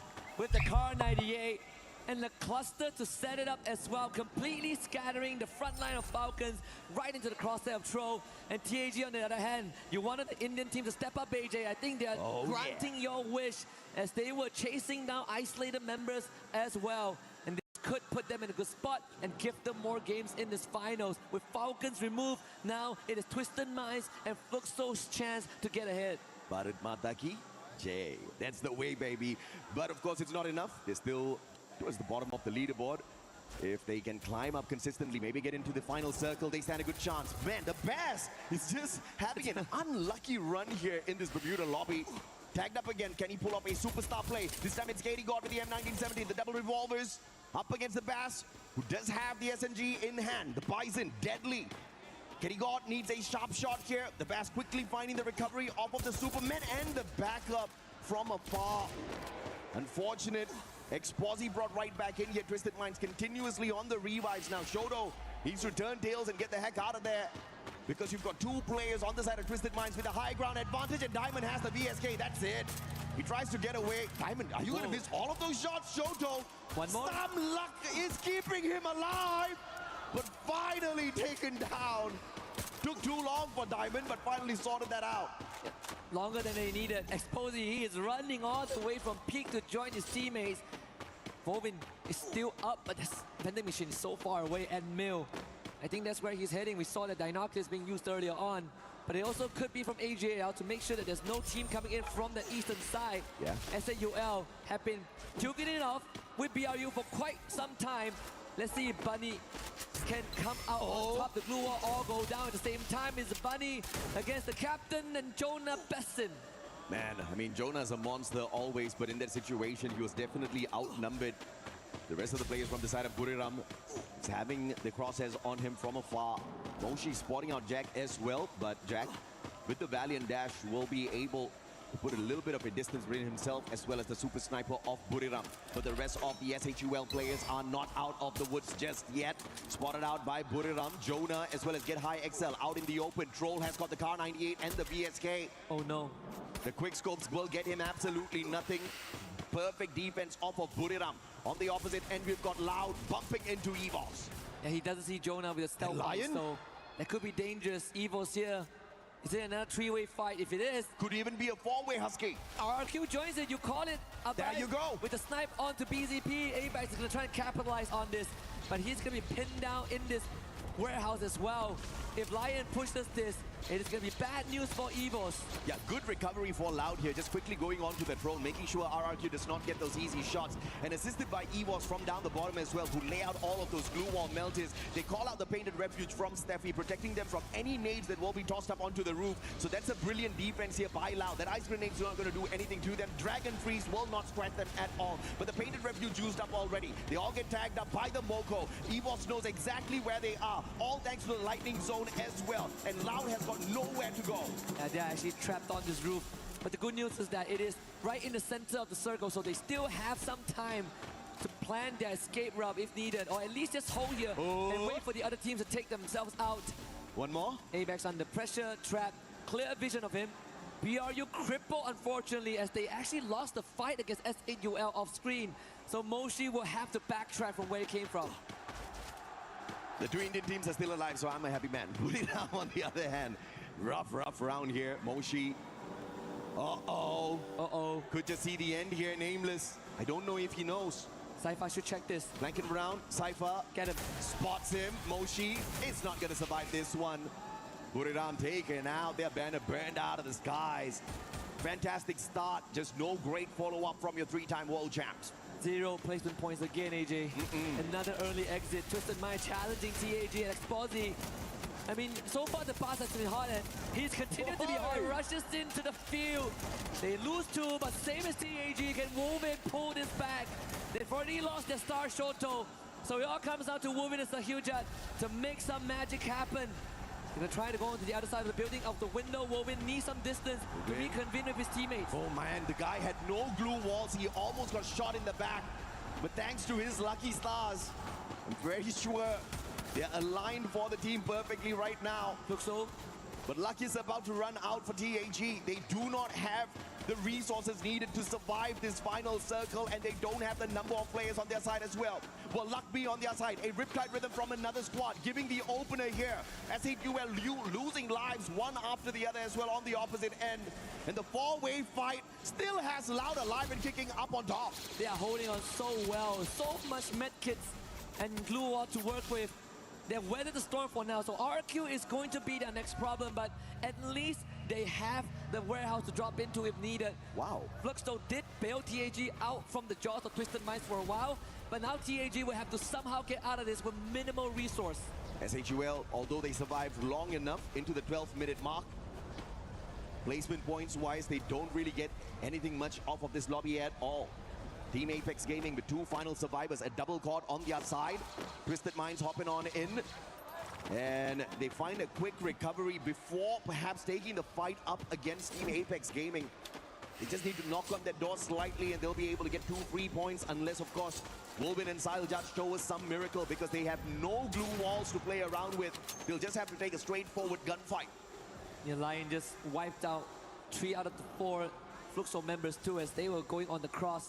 The high ground advantage was too good for Lion to pass up, and now Tahija is going to get absolutely ran through by the pass. They should spell the end of TAG and get out into the blue. Woven actually finds that revive on the KD God to extend their lifeline. And he's on the MT7. Woven though loses the fight, but MT7 did eventually perish to the blue. Yeah, Woven did manage to collect that elimination off of him. Brilliant play, but of course Team Apex Gaming, that's going to be their consolation prize. They survived definitely much longer, but elimination points wise, that's exactly where we see the big improvement coming through from the squad. But they need way more than that to climb a leaderboard in a massive lobby like this. Not their fault at all. On the survival stage, you didn't have these big boys. You didn't have these monsters prowling around. It's a tough lobby to say the least. Lions now rotating away from Twisted Minds. Fluxo versus RRQ, the big fight. Dude still alive and kicking, but lost. Doing a number on them, spotting out Rans. Circling around the glue wall, won't get clapped by the thrill of battle, and the A124 does RRQ in. The sniper of RRQ can't do much in this situation, tries to run away, prevented by Rigby. Easy points for MIBR, and that's the 4 that they pick up in this lobby. Good stuff. MIBR needed an intervention. They needed a way back into this finals, and I think they found that opening. Now it's about converting that into more. Lau still holding on strong. The next circle. Let's see if it decides whether Lau gets to stay. Nope, out into the open we go. AJL, they are primary position to vulture all of these points from afar. And if AJL gets this booyah, they are going to be so close to 90 points. How long has Loud stayed on this roof? They have played their defense perfectly. Nobody has been able to punish them. Nobody has been able to kick them off. Now the blue zone will finally do the job, removing the Brazilian squad off of that roof. But the question is, how will they make their move in towards the next circle? Now Lightning Zone has been called out. It is not AGAL's bold maker. Potentially from MIBR, as they are looking to make their way a long journey towards the next zone. Glue wall melters laid out here by AGAL. General's going to be in a lot of trouble, but the shots, the cover from Yago allows him to make the quick rotation round, and MIBR still safe. The only way to really make this competitive is for Lost to get that booyah somehow. Allow wiping out Twisted Minds members. BZP hanging on by a thread. Now top back up. That's the quad and the 5th for BZP. Nyx comes in as well. But Lion shows up and Della leads the charge. Games King also winning out his one against Quaksha. Lion not to be denied. Yeah, Lion steps on in right after that double nade from the side of Twisted Minds. Beautiful play. And of course, it is Lions that get the biggest slice of this pie through those points. Diamond still clapped by the thrill of battle. He can't use his active skills just yet. Goes in for the Superman right outside the zone. Tanking a lot of damage. Traps down on the ground. BZP needs to go in here for the pickup, and Games King can't find the final player. Diamond going in for the shutdown. Oh my goodness. A sliver of health left here for BZP. And Diamond gets the final player, and it is an all-out Thailand final circle that's clapped by AJL for the booyah. And they have now officially hit that critical mass. They are so close to 90 points.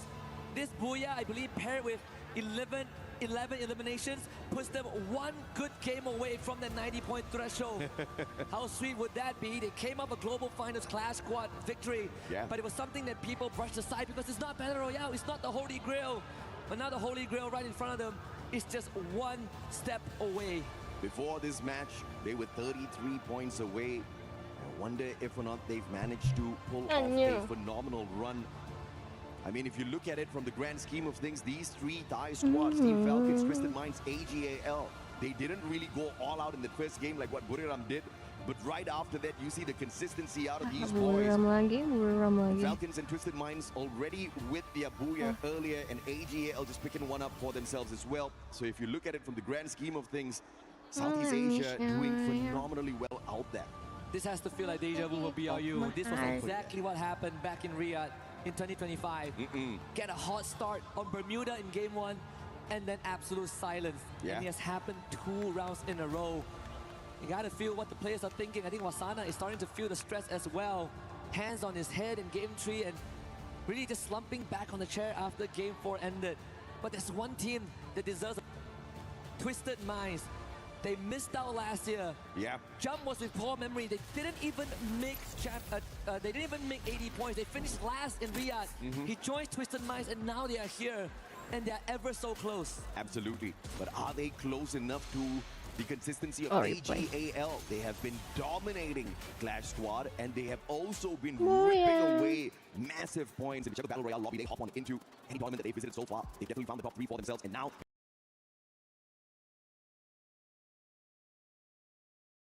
they're looking to become the champions here for Free Fire at the Esports World Cup 2026 Paris. And they're not too far away from doing exactly that. 90 points, that's our match point target. And right now they may just be, like you said, 1 game away. Yeah, 1 game away from 90. And if everything goes according to plan for AGAL, Game 6 is where they lift that trophy. It would be a fast finals. I mean, not that we've not seen it. We saw it back in spring when Team Secret walked away with 4 consecutive booyahs, but AGAL has such a good run so far. But again, we did highlight Twisted Minds earlier on, and now we have them on stage. Let's hear what they have to say. Welcome back to the main stage. My name is Barney Banks and I've got Exposy here from Twisted Minds, playing absolutely out of their skin at this point. Exposy, I want to just quickly ask you, if we look back to groups, you guys would play relatively slowly and you would gain momentum throughout the day, and then obviously you'd end on a high, obviously winning your group. However, today you've come out really aggressive. Was that always the plan? ก็คำถามแรกนะฮะถ้าเกิดมองย้อนไปตอนกรุ๊ปสเตจเนี่ยฮะตอนนั้นเราเล่นกันแบบว่าค่อยๆไปเรื่อยๆแบบว่าไต่ขึ้นไปเรื่อยๆแบบเงียบๆจนสุดท้ายแล้วเนี่ยเราจบที่1ของกรุ๊ปสเตจเลยนะฮะแต่ว่าพอมารอบแกรนด์ไฟนอลเนี่ยฮะพวกเราฟอร์มของพวกเราออกไปทางร้อนแรงแล้วก็เอ็กซ์เซสซีฟค่อนข้างมากเลยเป็นยังไงบ้างฮะตอนนี้ก็ดีครับทีมได้ปั่นจักรยานไปหอไอเฟลครับก็เลยเล่นดีครับ Yeah, actually like the reason behind like our aggressive style is like because we got a chance to like ride a bicycle to the Eiffel Tower, so we have a lot of energy to play today. Because you rode a bicycle to the Eiffel Tower. That's pretty cool. Let's talk about the current situation that you're in right now on the leaderboard, okay? You're from one of the strongest regions coming into this, alongside the likes of Falcons, AGAL, yourselves as well, and of course, Buriram United Esports. How does it feel right now to be sitting, you know, towards the top of the leaderboard, almost leading the charge? ก็ถ้าเกิดมองไปที่ลีดเดอร์บอร์ดตอนนี้นะฮะเทียบกับสกอร์ของทีมที่มาจากรีเจียนเรานะฮะไม่ว่าจะเป็นว่าฟาลคอนนะฮะบุรีรัมย์หรือไม่ก็ทีมอื่นสวิสเตอร์มายหรือว่าอื่นๆก็ตามนะฮะคะแนนของเราตอนนี้เนี่ยค่อนข้างโดดออกไปทีเดียวแล้วก็ตอนค่อนข้างสูงแล้วก็เกือบถึง90แล้วนะฮะรู้สึกไงบ้างครับก็รู้สึกดีแล้วครับทีมเล่นดีก็ฝากคนไทยเชียร์เยอะนะครับ Yeah, I'm very happy and very satisfied for the result of our performance, and hopefully like all the Thai fans and everyone around the world keep supporting them till the end. Well, finally, before I let you go, I just want to ask you what it would mean to you and your teammates and of course your community watching to lift this incredible trophy that you see before you. คำถามสุดท้ายนะฮะก็รู้สึกไงบ้างฮะแล้วก็คิดว่าแฟนๆจะรู้สึกไงบ้างในนาทีที่เราได้ยกถ้วยรางวัลนี้ขึ้นมาฮะดีใจครับซ้อมมาเหนื่อยก็ถ้าทำได้ก็ดีครับ Yeah, very happy like because like we're going so hard for this year, like we're giving everything we got, and hopefully we can finally lift the trophy. Okay, well, yeah, it shows. You guys are trying extremely hard. It shows. Congratulations on where you're on the leaderboard. If you guys lift that trophy, I'll ride a bicycle with you guys to the Eiffel Tower. And so with that being said, we're going to head back over to the studio before we come back with some more Free Fire action, baby. Yeah.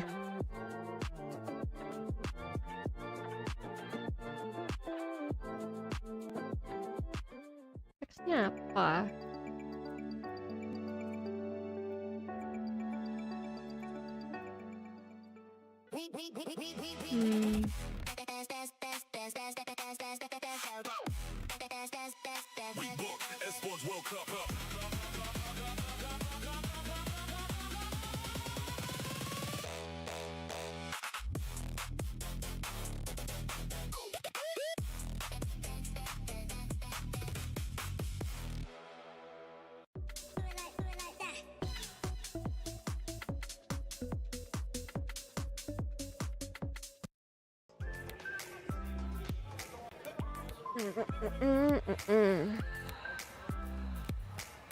All right, everybody, we are hanging out in the festival zone, and if you don't know what this is, we're going to walk you through it a little bit because you definitely want to check this out while you're hanging out at EWC 2026. This is going to be right next to the Free Fire station. You can see there's got some people playing in here already. There's the option for basketball, or football, soccer if you're American, and you can come in here, play this all day, breaks between the games. It's the perfect thing to do to kind of switch things up as you're hanging out here. But there's also a ton of games that you can participate in. I don't know if you've been by the Free Fire stage lately, but the fans from Brazil for these teams are insane. We're talking musical instruments, drums, cheers, matching outfits, flags. Sometimes gotta take a little break. So make sure you come and check out the festival area to do exactly that.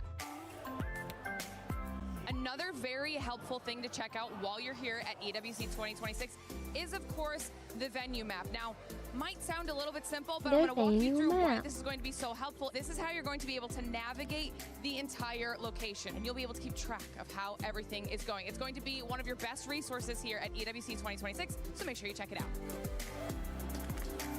This is one of the games that you can play here at EWC 2026. This is your opportunity to potentially win some EWC 26 merch or even tickets to one of the events. All you have to do is come on over, take a spin on the wheel, and if you hit the right number, you could be going home with some pretty cool prizes.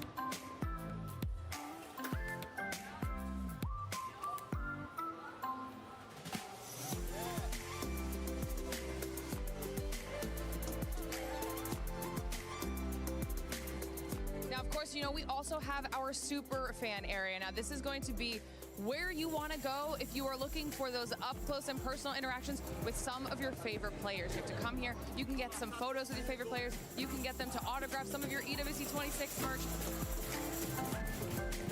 Are you having a good time here so far? Yes, really nice. And I'm so excited to be here. We are supporting Lion and Gandai. Yeah, exactly. I was there.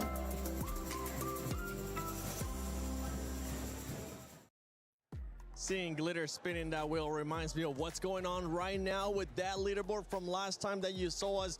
That leaderboard has been spinning because at one point it was Buriram. That's not the case anymore. This is starting to look like 2025 Buriram. 2025 indeed. They came out of the gates running last year, and it looks like, you know, they were going to be the leaders of the pack, but then unfortunately something happened to them and they ended up in 9th place. And we're kind of seeing the same happen today. So is it a, you know, a little bit of a jinx or a turn of events? Who knows? But look, obviously we talk about these teams and everybody's sort of wanting that prize, wanting that, and they definitely have what it takes to get back up to the top of the leaderboard. But right now we're just having deja vu. Yeah, I do agree. I mean, it's really difficult right now because they're the ones left out of the Thailand teams who's grabbing those booyahs. Like 3 out of 4 that is in grand finals right now is already taking that big B, and Buriram United is not getting it, but they did have a massive game number 1. But then again, if we're talking about the Thailand team, we also have AGAL. I mean, that booyah and those consistency.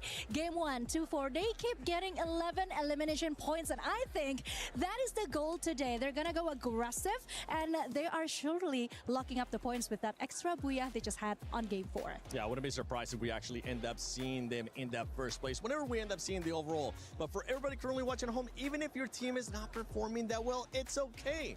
Just log into Free Fire and make sure you get some of the sweet in-game rewards because there's a bunch. I mean, you can kind of see them on the screen right now. Honestly, I want that EWC bat right there. Just support your local team, claim your rewards, and I mean, I can hear it from the back too. Everybody wants a bat. Can we actually get one? Because I would love to have one. Yeah, in the when we do. What is the jersey? The jersey was a question mark too.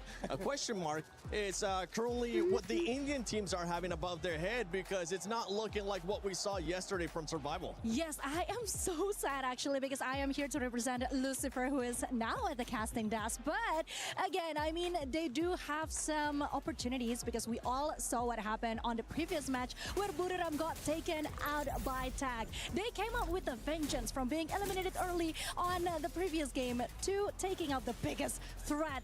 And of course, we also saw how S8UL eliminated Falcon right on the previous game. So they do have what it takes. It's just that somehow the consistency when it comes to getting those points, now that is questionable. It's the rotation that I think they might have to reconsider again. We talked about yesterday about the mentality of some of these squads. Maybe this is what the Indian teams need, Neptune. Taking those big fights against the top dogs little by little. And the thing right now, with the way that the leaderboard is set, whenever we get a chance to end up seeing it, you'll see how compact everything is as well. Oh, one thing that hopefully doesn't happen for them, despite of them taking down big dogs, is that ego. The ego wherein, yes, they're confident already to take down one, but falter the next match. And that is what happened for Team Apex Gaming. Because yes, they did get one team earlier on match 3, but in match 4, it's Fluxo who did take them down. Yes, I mean, Tag were amazing. They were a beast on the survival stage. I still remember correctly on game 3 where Shoto had 4 elimination on his own and 1,966 damage points with 7 assists. But looking at the overall ranking finals, this is interesting, 7. It is interesting. Team Falcons, a team that's currently challenging as well for the club championship, does have a booyah. Just keep that in mind, because right now the top 4 teams, all of them do have a booyah. Whenever we reach that 90-point threshold, the way that you'll have to be able to win it is going to be with a booyah. I must say that this is going rather quick, Lace. I mean, we have 70 points already from AGAL. Yeah, and look, we're talking about booyahs, and who doesn't have one yet? Fluxo, okay? Look, the rise to the top 4 in match 3 is exactly what we expect from this team. I mean, the aggressive fights, the adaptability. There was a part where they had Falcons on height of bridge and then AGL on the south of them. But however they did that, they maintained composure and defense in that situation. Did they get the booyah? Obviously not. It's not on there. But it was an impressive game from them to be able to move from their position that they were in to get that second place in the third match. And match 4, you know, they did prioritize early eliminations, which did sort of put them into that 4th place position, with only Falcons like having 1 more point than them. So this is what we expect from Fluxo, but it is the consistency that we don't tend to see from them. It's just they get the big games in, and that's how they're maintaining their points. That is so brave of you to say, because we're standing right behind the supporters right now. But one thing that I can also say is that at least they're doing better than my Indonesian teams, okay? Yeah. Because as we all see, EVOS and Arkaryuk are having quite a hard time. They only have 41 and 36 points overall now without any booyah. So I'm just hoping and praying, because like I said before, they are booked and busy on the previous matches.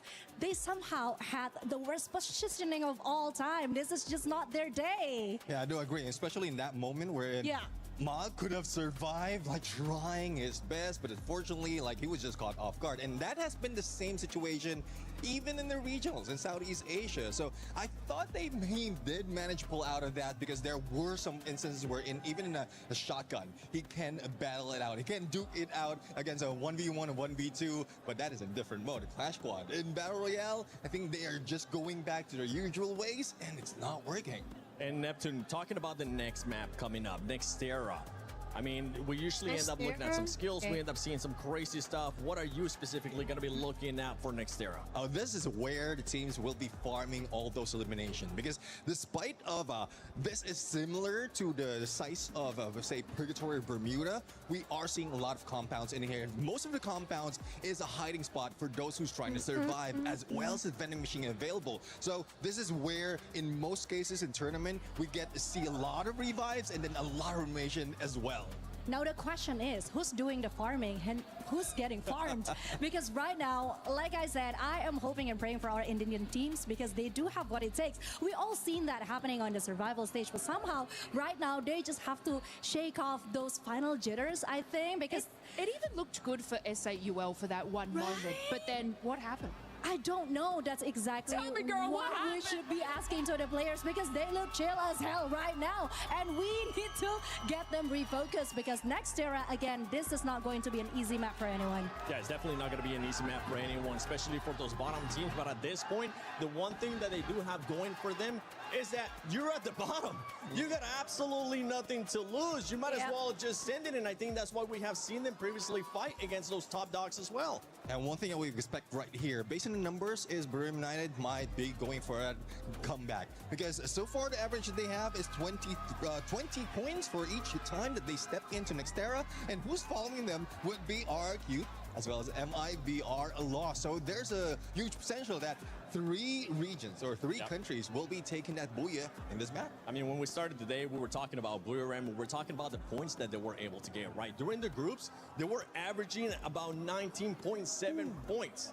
So far today, even though they had a great performance in game 1, they've only been 11. So a massive drop-off for that squad, Conchita. Yes, it is. But then again, if we take a look at the Booyah list, 3 out of the 4 Thailand teams has gotten it. So maybe it's just about time. Then again, Buriram United Esports, they were doing so well at the elimination points up until that time when they got eliminated early. So there's still hope for Buriram United Esports. I am keeping an eye out for them. And Nextera, once again, this is one of Wasana's favorite map, actually. He said it somewhere. I guess Buriram just don't want that World Series and then to back it up with the DOVA-SYNDROME 2026 trophy. I guess you guys just don't want it enough. So they're giving other people a chance to catch up. That's so humble of them. When we were talking about the overall, we saw first place there with 70 points with AJL, and then going all the way down to Lion, I think they were somewhere in the 53-point mark. So honestly, one Booyah can make the difference. We already saw what happened after 2 matches earlier on. I can't wait to see what it's going to be looking like after these 2 matches, because if it's anything like what we just saw previously, it's going to be absolute madness. And you know what? I want to see that madness. I know you at home want to see that madness too. Let's send it to Nextera. Well, madness is exactly what we're going to be getting as we go into this map. AJ warned us that this map could possibly be match point, because of the possibilities of some of these teams popping off. Just now, Neptune already said 3 teams, BRU, MIBR Lost, as well as RRQ, have high potentials of going huge on this map. What do you think, Lucifer? I don't like it, Tash. Why? I went on the stage and was like, hey, this is the time that teams are trying to take it away from Southeast Asia. But look at it, as we are back towards our match number 5, 3 teams from Southeast Asia are ready to get to match point. And that just feels like it might just go back. But doesn't matter, the cooperation looks really good. AGL, Twisted Minds and Falcons looking forward to a chance on the game trophy. This is Nextera, the last game where you know the clear path to, because every game after this is randomized and you don't know where you're heading in the flight. Yeah, you're basically going in blind in this situation. Again, there is high possibility of hitting that match point, but the question is which team will be able to clinch in that final Booyah to go home with the trophy and the championship title. Flight path right now cutting the map in half. Nothing much to be worried about for any team. If you want to go up north, you have a chance at Intellect Center. And if you want to go to Deca Square, which is so far in our previous days of the journey, the 3 days was very sought after, and even our last few circles ended up near the Deca Square itself. And right as now, it's only going to be SATL. However, towards Rushtown, we see Falcons and a mix of Loud and Loud. They are the next best in case of Southeast Asia do not find their match point. It is going to be Loud. Yeah, Loud looks really good. I think in the first match was a bit more quiet from them, but they started to warm up. And I think it's really scary because they are a type of team that is just really patient with how they play. And we saw some gunshots coming through from them as well. So we are going to be seeing this fight happening. But at the same time, I suspect that for the players of Fluxo, they're keeping a close eye on this team. Limit already chunked out so low, even knocked down, but the revivals are quick. But Loud is just happy with his early 2 points. 2 points. Binoculars used to get to know where more players from Falcons are, so they know Pina is also close by. Not exact coordinates, but Pina, he'll also be snuffed out very soon. He's running out in the open. He doesn't have an idea that there's a player already ahead of his position. And very soon, Falcons, even though they've got the revive, will also lose another player. On the other end, Buriram finally getting back into action, and they're taking down EVOs. They were supposed to be the ones closest to the match point, but they've been pushed so far down at the 7th spot that they need to rise up the ranks, get back to around 70 points. At least in this game, I don't see a possibility for Buriram to get to match point as comparison to the others. Pina, great attempt, and also successfully being able to pick up Trap in his position. Aggressive as hell. Could be able to go for this 1v1 against Nyx. Aware, drops down those glue walls, but able to bring Trap back into the game. Valiant dash to bring down the glue walls, moving all around the area. The lack of info keeps Pina at bay, but On Fire is here to provide some form of support. But Fluxo in the wings wants to join the fight, but before that could happen, Pina gets another elimination in the bag. It was stolen. Fluxo, they're the ones who made a close-by attempt here.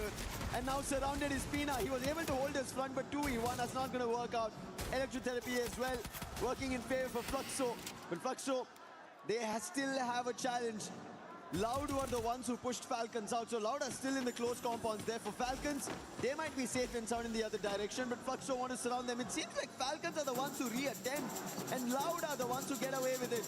UAV being used, information will be relayed, and Fluxo, they will again reattempt and take down Falcons. On Fire's footsteps will be heard, but Sid will give a call. Bob's on the top to see if anybody exits in the nearby compound, and then they both again in a 2v1 might look forward to a second elimination on Falcons. Now On Fire is very capable of winning in 2v1s, but over on this side of the map here, Rand's in trouble as AGAL completely overwhelmed and swarmed. Great work coming for this team. Positions all noted. No one is truly safe in this area. And now, wants to jump off from this site is looking scary. Attempts coming through here from SAUL. Jack on the other side of the glue wall somehow will go down as AGL so meticulous with how exactly they take these fights. Nice. SATL needed to win this if they wanted to deny AGAL the match point. And with that not I was happening and doubting AGL AG. getting the eliminations, Sorry. they will now slowly get closer towards match point, and they need only 20. And if they activate match point here, meaning match number 6 is where they just need a booyah and they will close this entire Esports World Cup 2026 for Free Fire. As Loud just now as well, looking really good on how they played this area. And I have to say, those early fights were really good.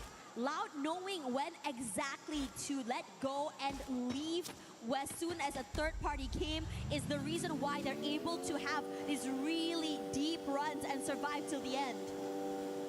AGL, they would want to be the ones who survive to the very end, grab as many points as they want.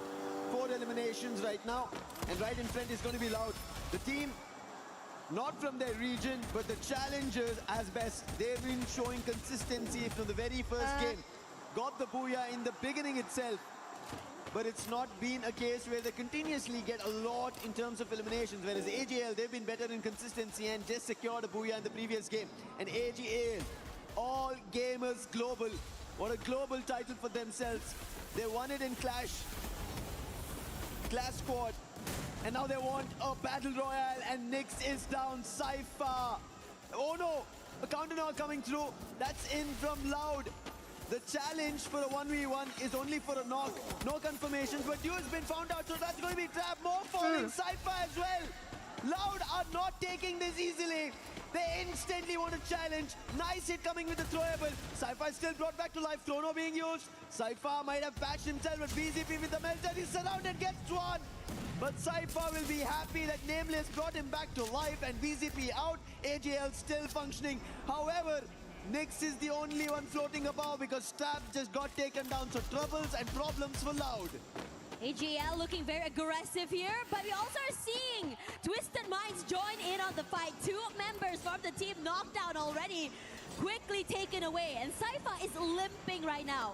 Forced to hide in a corner, forced to just really keep quiet, keep his head down. If he wants to be able, just go for that reset. Regardless, the rest of Twisted Minds not really interested in going in for this hunt, rather prioritizing survivability and positions later. But as for this side of the map here, Fluxo hit toe-to-toe up against the Falcons. Fluxo, W7M. Their fans have been non-stop on the drums, chanting their names. And now they need to get to that position. Taking down Falcons will give them massive points and deny Falcons from getting towards match point. Melta was already used, so the aggression still continues. While we take a look at the circle, which is about to make its own shift, to bring its own gameplay and a push where teams will not be ready for. And what a quick shift it's been. A drastic one, moved through the complete eastern edge, leaving only almost Twisted Minds at the center of it, and it seems like the whole ploy is being towards Twisted Minds, maybe being the champions as well. SAUL wants to go in for this fight, wants to be able to play comeback here, but Fluxo is definitely not a foe to be underestimated here. Troll, great on the opening. They weren't aware of his rotation from the other side. A nice piece of cut across. They've been able to do it. MT7's position noted, but movement is good. Being able to take some chip damage, but not enough to drop him down. Bunzin goes up close and personal, dropping down a member of SAUL as Bobs. The damage is good toward Bunny, but no knocks yet from their side. And in this situation, they're barely alive, with Troll looking to find the final member. Bobs knocked down already. MT7 running for his life. The shots are there.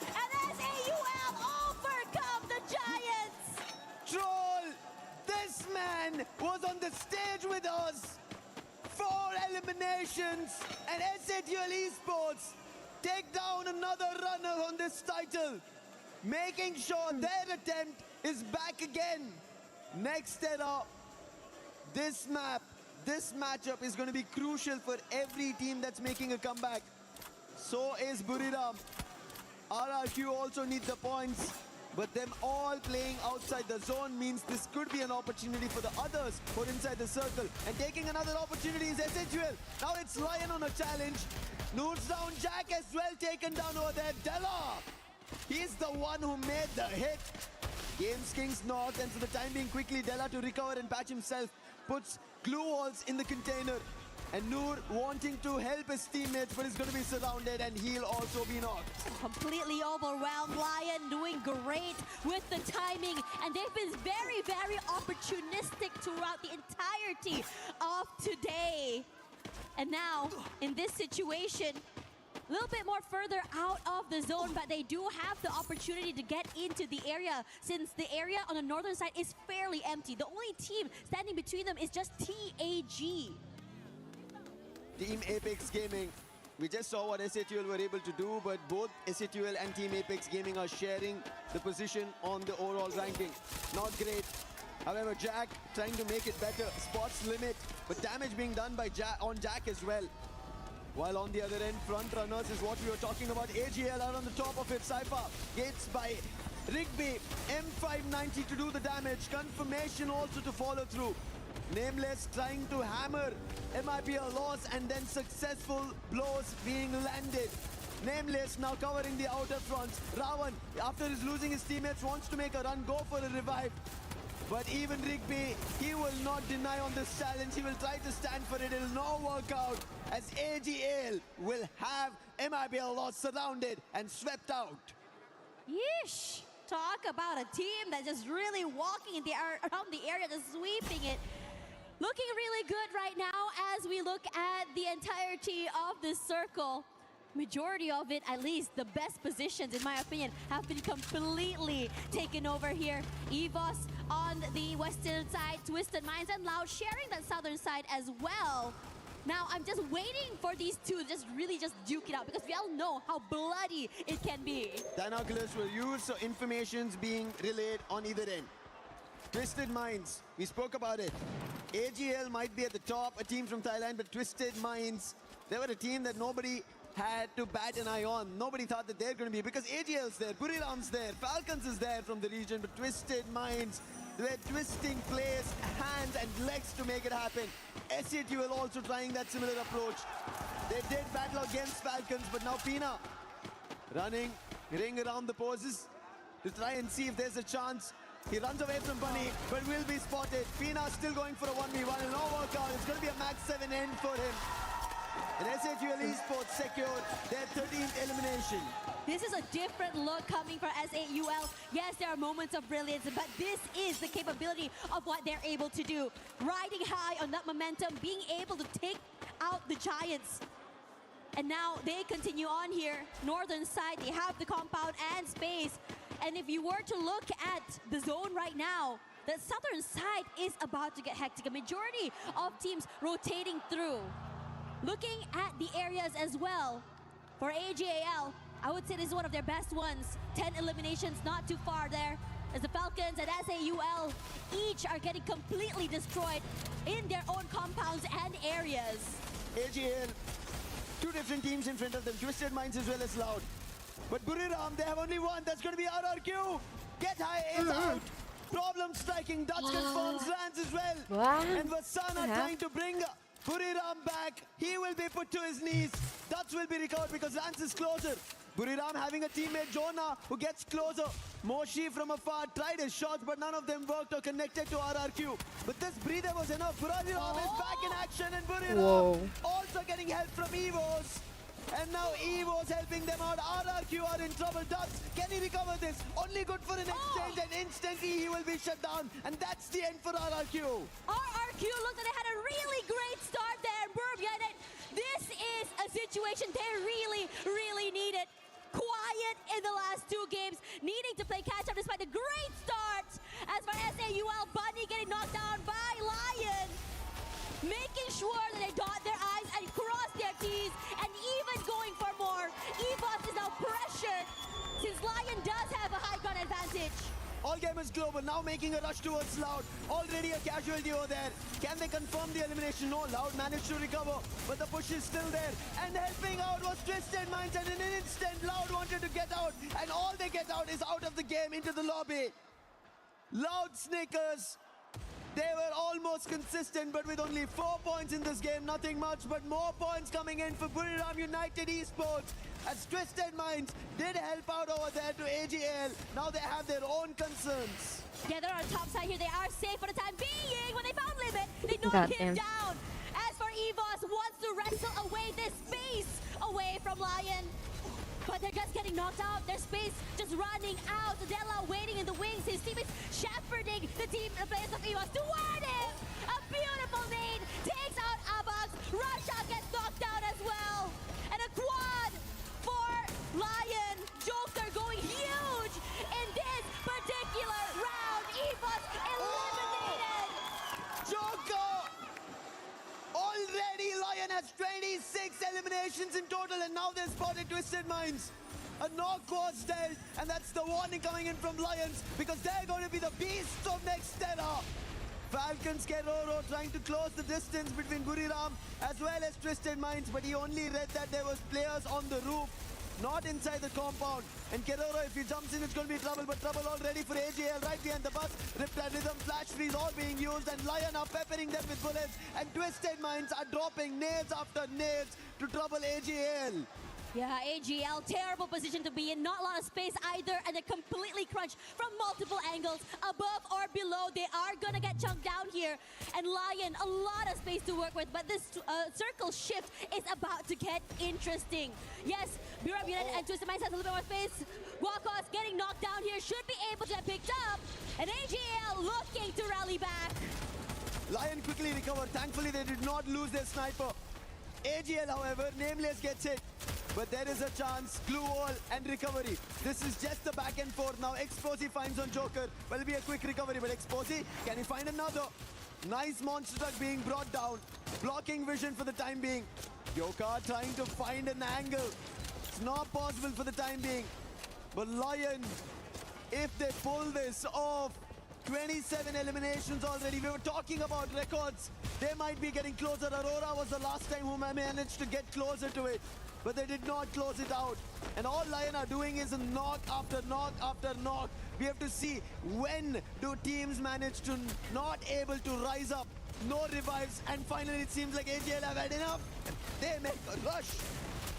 They are forced to take this fight as well. AGL, a bad situation turned into a good one. Desperation turned into a win. They have the space right now, looking to overwhelm the players of Buriram United. And this is huge. Really stop Buriram United in their tracks. Continue their silent run throughout the last few maps. Buriram United, their backs out in the open. Lion take full advantage of this. Wasana knocked down. Well, get high, barely alive. But they're holding on for for life, as the AGL members also are in trouble. Trouble is not stopping. Cypher managed to jump, but he'll still be picked off. That's going to be the Twisted Minds, and AGL are out. Comes down to the last two teams. Lion and Twisted Minds. Twisted Minds are getting closer towards the match point, but Lion have a race to reach. Opening yet to be found. Games King was knocked, but that's not going to be enough. Twisted Minds now rotating, trying to climb up the hill, but Joker at the angle. He puts jump down, needs a confirmation, and that's when the numbers will change. And this is really interesting because both these teams, you haven't seen a very healthy fight in a while here. Joker decides to move away here. Both players, both teams looking to prioritize positioning. They know exactly where the Twisted Minds players are. And Lion wants to try and take away that space. But it's a high climb. Playing this angle where Twisted Minds have all the advantage. Diamond with the high ground and even those snipers. It's going to be really hard to really challenge this space. Riptide Rhythm being used, but he'll not be troubled. On the other end, Diamond will be, because Joker came up close, putting the player on the roof down, and now look at this, Lion closing in, because they know the zone's closing out Twisted Minds. Della as well close by. They need the confirmation. Twisted Minds have lost the player. Games King finds the boss. More falling through. Jump is down. One last player, and Lion, they're out. They get the booyah, and they take and break everything on Next Terra. Next Terra was said to be a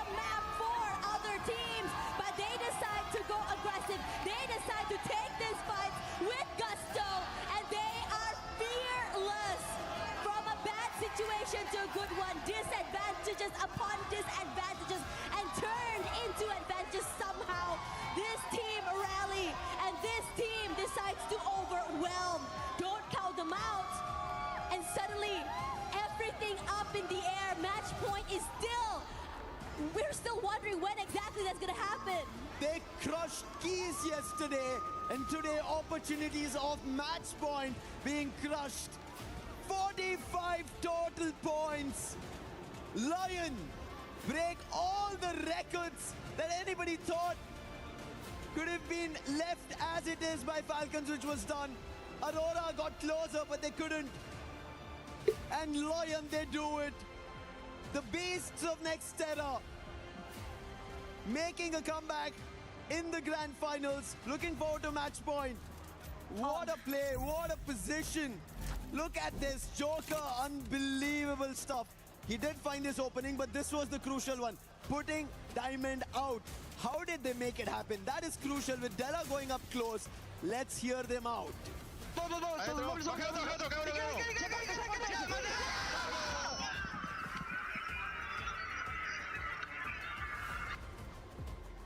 Crazy work coming from Nazal. You could tell how much they wanted it.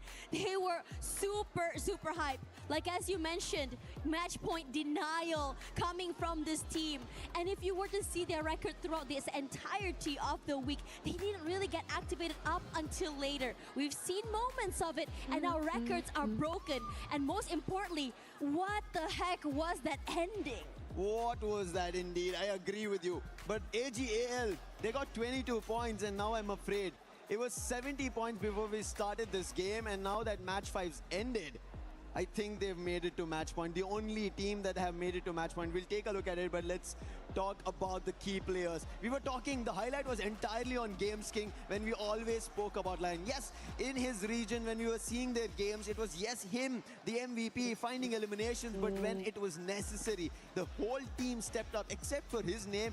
Everybody else was there. That tells you when Games King could play his own game, and on top of it, Joker as the sniper. Oh my God. He made sure Twisted Minds, if they thought they had a chance, it will be swept, vanquished, and cleared from their minds. You know what's really interesting as well? We talked about it because Twisted Minds had the prime positioning. They had the compound, they had the high ground. Even Diamond on the top side there had all the information he needed. But that one shot coming in from Lion to take down Diamond, and suddenly it just felt like a huge collapse. Suddenly all their defenses fell apart. And that's what I like seeing for Lion. You are being very, very opportunistic to turn the tides. Regardless, we're going to take a breather, and when we come back, let's see what exactly will be going on here in the grand finals. We were there for every click, every clutch, every respawn. We were there for the years of grind, and we're here now. The proud founding partner of EWC, powering the biggest event in gaming, shoulder to shoulder with the world's best, making history. Greatness deserves a stage. Lenovo Legion, reach your impossible.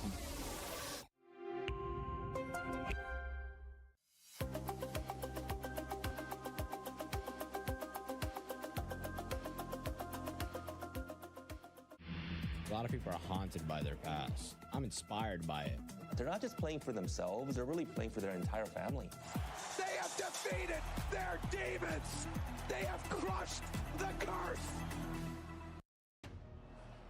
Everyone, the match point has started. We have two teams activated the champion rush. Lion and AGAL with very impressive points, 89 and 82. That is amazing indeed. I mean, just take a look at that last game. Lion, they totally won our heart over. They had it really hard against Twisted. Twisted had the better position, but they were quick. That they were super fast. A booyah, first booyah for Lion today, and they got 33 elimination points in just one game. They were struggling at the beginning, but 33 elimination points is huge, Yunsol. The youth energy is getting fired up right here, and I want to talk about Joker. He is such a nice sniper. Wait, getting himself 11 eliminations point is amazing. Very incredible, right? Super love that guy, actually. And of course, if we're talking about the match point, they are now 6 points ahead of AGAL, and that is something that we should look forward into going on the next game. 92 as well, and I think both of them can activate it. Both of them had activated the champion rush already and just need one more booyah to become the champion of AWC 26 Free Fire right here. But behind right that, we still have Twisted Minds, 87 points, and Loud, 71. Yeah, Pretty and that close. is amazing. And you just saw what happened in the green room. You just saw our reaction because that game, that match was just intense. But now we are surely having high hopes for Lion and hoping the other could catch up to them, because this is what they show exactly at the survival stage. I mean, technically, Lion was also one of the very first team who got the booyah during the group stage, right? So we all know that they do have what it takes to be the champion. Well, this is the first time a LATAM region can rise above and become the champions. What do you think? I think this is going to be huge, and I'm pretty sure that we are in for some more surprises. But now I think it's time for us to go back to the casters. I'm sure they have a lot to say about the upcoming matches. So Yunsul, are you sure that your team can still make it? What's your team again? Oh, no, they did not make it. I'm so sorry. Why are you being like I still have 2 teams. I still have Anarchy and Evos, and I do hope they are going to put everything they have on the land right now and activate those match points. Oh man, this is getting real hot right now. 2 teams already on match point, and 2 teams are about to bring home trophies for the first time to their own regions. Cutthroat is the competition. Like our talents down there as well, Conchita and For Yunsul. real. They were at each other, but this tells us how this competition is turning out. Records broken in a grand final stage. And that is not from your Southeast Asian teams, not from the Brazil team, from a team who've made it and got their match point activated because of their booyah with 45 total points. That is Lion. And now they're moving into the next game. A total of 98 is what Lion have secured with 65 eliminations. AGL, for a second I was worried AGL did not get it, because looking at how they were taking the points, obviously I think AGL, this was a close call, and they'll be happy that they got to match point. Even if Lion managed to secure the booyah in the next game, AGL will manage to try and defend Maybe it. So it's a chances for 6 game. AGL also there for becoming a champion. That's right, and this is where things get really hard. Getting the match point is not the hard part. Getting that booyah, however, is. It's as though you're putting a big, I would say, target on your back. And it's as though you have to have that mental to make it all the way to the end. Playing slow, is that an option? Maybe. But will other teams allow you to do that? Not sure, as the flight path, as we see a little southern favor just above Santa Catarina and ending at Mammoth. But still teams managed to traverse. But one team traversing into a battle directly is going to be Evos and MIB a loss. Buriram and Tag once again happening. It seems like whenever it's Kalahari, it's time to start off with battles from the very beginning. And Team Apex Gaming right now at Buriram. Last time they did eliminate Buriram, but this time it seems like Sahil Jat and Vatsana as well. 1-1 elimination each, and Wolvin also goes out. Getting eliminated so early. Ya Allah, Evos. Evos apa dah? What on earth happened over on that side? Meanwhile, over here, TAG, Tag, still surviving, still as a 2. Buriram United doing a great job of just maintaining this space, making sure that they're able to just bring their team back into the game. Yeah, they lost Osana, but how quick they were to go for that, I would say, that reset. A replay to just see what's going on right now. Look how quick Buriram United just completely overwhelmed, left no space and moment for TAG to completely pick up the pace. And while that replay happened, MIB a loss. They were the ones who put Evos out here at Shrines. TAG and Buriram was again drop clash previously. TAG had to go to Santa Catarina. They decided, hey, let's take a hit at Buriram. This time it did not work out. But Buriram, when we talk about that, it seems like they have a challenge very soon. Lion, who just broke the EWC record, are now going towards Stone Ridge.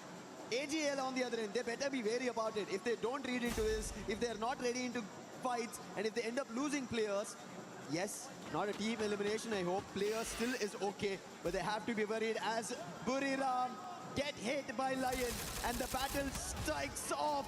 Get High is down. Games King confirms it. Trying to close the distance, Jonah. Can he hold it off? Yes, he does, but Games King is there as a backup. What do you do against these beasts of Free Fire? Buriram United, in this situation, possibly not only a bit more than they can chew, they were also completely tunnel visioned, unaware of the positioning, the layering of how the Lion players have placed themselves. Now we move over to the Falcons, just side by side to the players of TAG. And this is interesting because usually for the Falcons, it's all about going aggressive here. They go do that against Trap, quick to find him. But the rest of Loud, very, very comfortable on the other end, able to move away. I think it was just Loud trying to scope out for information, and Trap just got spotted out without knowing that players were behind him. But one more team right behind Falcons is this time Team Apex Gaming, who just made a recovery. But look at Pino's jump. Oh my God! Shoto instantly put down and getting on to follow up. Falcons, they're the ones who are flying and clipping the wings over the Saljat. Position compromise. Riptide also used, and he will also be brought down to his knees. Wolvin, he did manage to recover the team, but he will not be able to recover even a single elimination against Falcons. Falcons look really good right now, much more like themselves. They're just moving around the area and the map and just really taking fights against every single team they cross. But definitely, I have to say, Lucifer, this map is definitely a lot more slower than the first few maps today. Everyone's so cautious. No one wants to give any opportunity. Bound to happen. Two teams have match point. If you mess up, one of those two teams will become champions. Crush your keys, put it in their trophy, and for the entire year will be reigning kings of Free Fire. And you do not want that. That is the reason the teams who are the closest, Twisted Minds as well as Loud, they want a recovery. But Tag, they are not finding any recovery at all today. It's like a marathon of just recoveries just been for them. revive and revive. Nothing on the elimination front. Looks so, the crowd's so loud for them, giving them that energy, and Diamond will be the first one to get knocked down here quickly. 1 point in the bag here, and T7 does find one of their own, but they are going to be rallied back. Because you do have Twisted Minds here that do still want to play. Jump, knocked out already, 2 eliminations for Fluxo. A first step, too many for them to climb up the ladder. Bit more quiet for the rest of the day since they did manage to get one big game earlier. Twisted Minds, thankfully they got away. They are 3 points away from match point. If they don't get there in this game, they have to only hope that AGL and Lion, they don't win out. And thankfully, Falcons are trying to deny, but Games King says no once again. He's going insane right now. Guerrero, his confirmation comes through. And now Lion are quick to check and pounce upon if there are more Falcon players here. Now for AGAL, also up here, ready for that trophy. But Lost looking to just really shut them down, not able to do so with General. Going to get knocked down here. Rigby tries to at least trade, can't do so. Blocked out by those glue walls. And quick to reposition. The first elimination in the bag. But for Made in Brazil loss, you see Yago pressuring Barros, forced to move away. He barely survived that encounter. And now AJAL not able to overcome. So what they're going to do here is they're going to try at least hold on their positions, try to isolate Yago, be aware of where everyone is, but they cannot get any more eliminations. AGL do not even want that. They just want a boogie up. Even Lion. But Lion are still pouncing upon opponents, taking them down. They have 6 eliminations already. Just did lose out a player. And that's due to the launch pad they took, but that's still okay. However, they have a hit list on them for the next 1 minute. The position to the team who activated the hit list will be pinged. And they have to be wary about it. And that's going to be the Falcons. Initially, Lions did take them down, but Falcons, I think, want to fly and swoop down, put their beaks into the Falcons, and take that beast away. It's going to be really fun how it's going to go. Lion You know, I would have surprised. I thought they would have changed up the way they play coming into this particular game. But for them, they're saying, no, let's just play our game. Let's continue our momentum and how we move. In this situation here, we just talked about Lion. Squawka's already getting knocked out. Now for Twisted Minds, an idea on exactly how it's going to go. Look at this map here, this area toward the sub. No one really around, so Fluxo, they can become the gatekeepers. They want to, no, Twisted Minds knows exactly where MT7 is. Takes a lot of damage already. Will tie by a bit more time. The long range weapons that MT7 has is lethal in his hands. Exposy is getting shot back in return. And both these teams temporarily on a stalemate. Exposy, the glue wall falls, takes quite a bit of damage, forced to reposition, but able to put another one down. Electrotherapy will give a bit of space. Not for long. Teammate knocked down. The bat is here as well. MT7 going to be completely overwhelmed here. Tries his best to at least steal away a pickoff. Not going to be able to do so. But still, Gio decides to join in on this fight. There's more from Fluxo. There are chances that Fluxo can take a hit, but it seems like there's been a call made to retreat. Do not continue this fight, because if they keep giving eliminations to Twisted Minds, that is them going to be activating match point. And Twisted Minds, their chase doesn't work in their favor. They almost were about to lose 2 players. They did lose 1. But instantly knowing that Fluxo is close by, they decide not to continue that fight with this disadvantage. Gotta take this slow, you gotta be very, very safe. But the very least here, for you and the rest of Fluxo, they can be the ones to keep Twisted Minds out of the zone. But if you take too long, the Lions are going to go on a hunt. And Lion is now here. Their strategy of going completely aggressive, taking fights left, right, and center has been going very, very well for them. Twisted Minds, only 1 elimination, meaning they will jump to 88. They need more players to be at least eliminated. 10 in the lobby. If a team gets eliminated, they bring it down to around 8. They'll start getting placement points, and they might make those 3 points. But this is how pressure works, especially in the finals.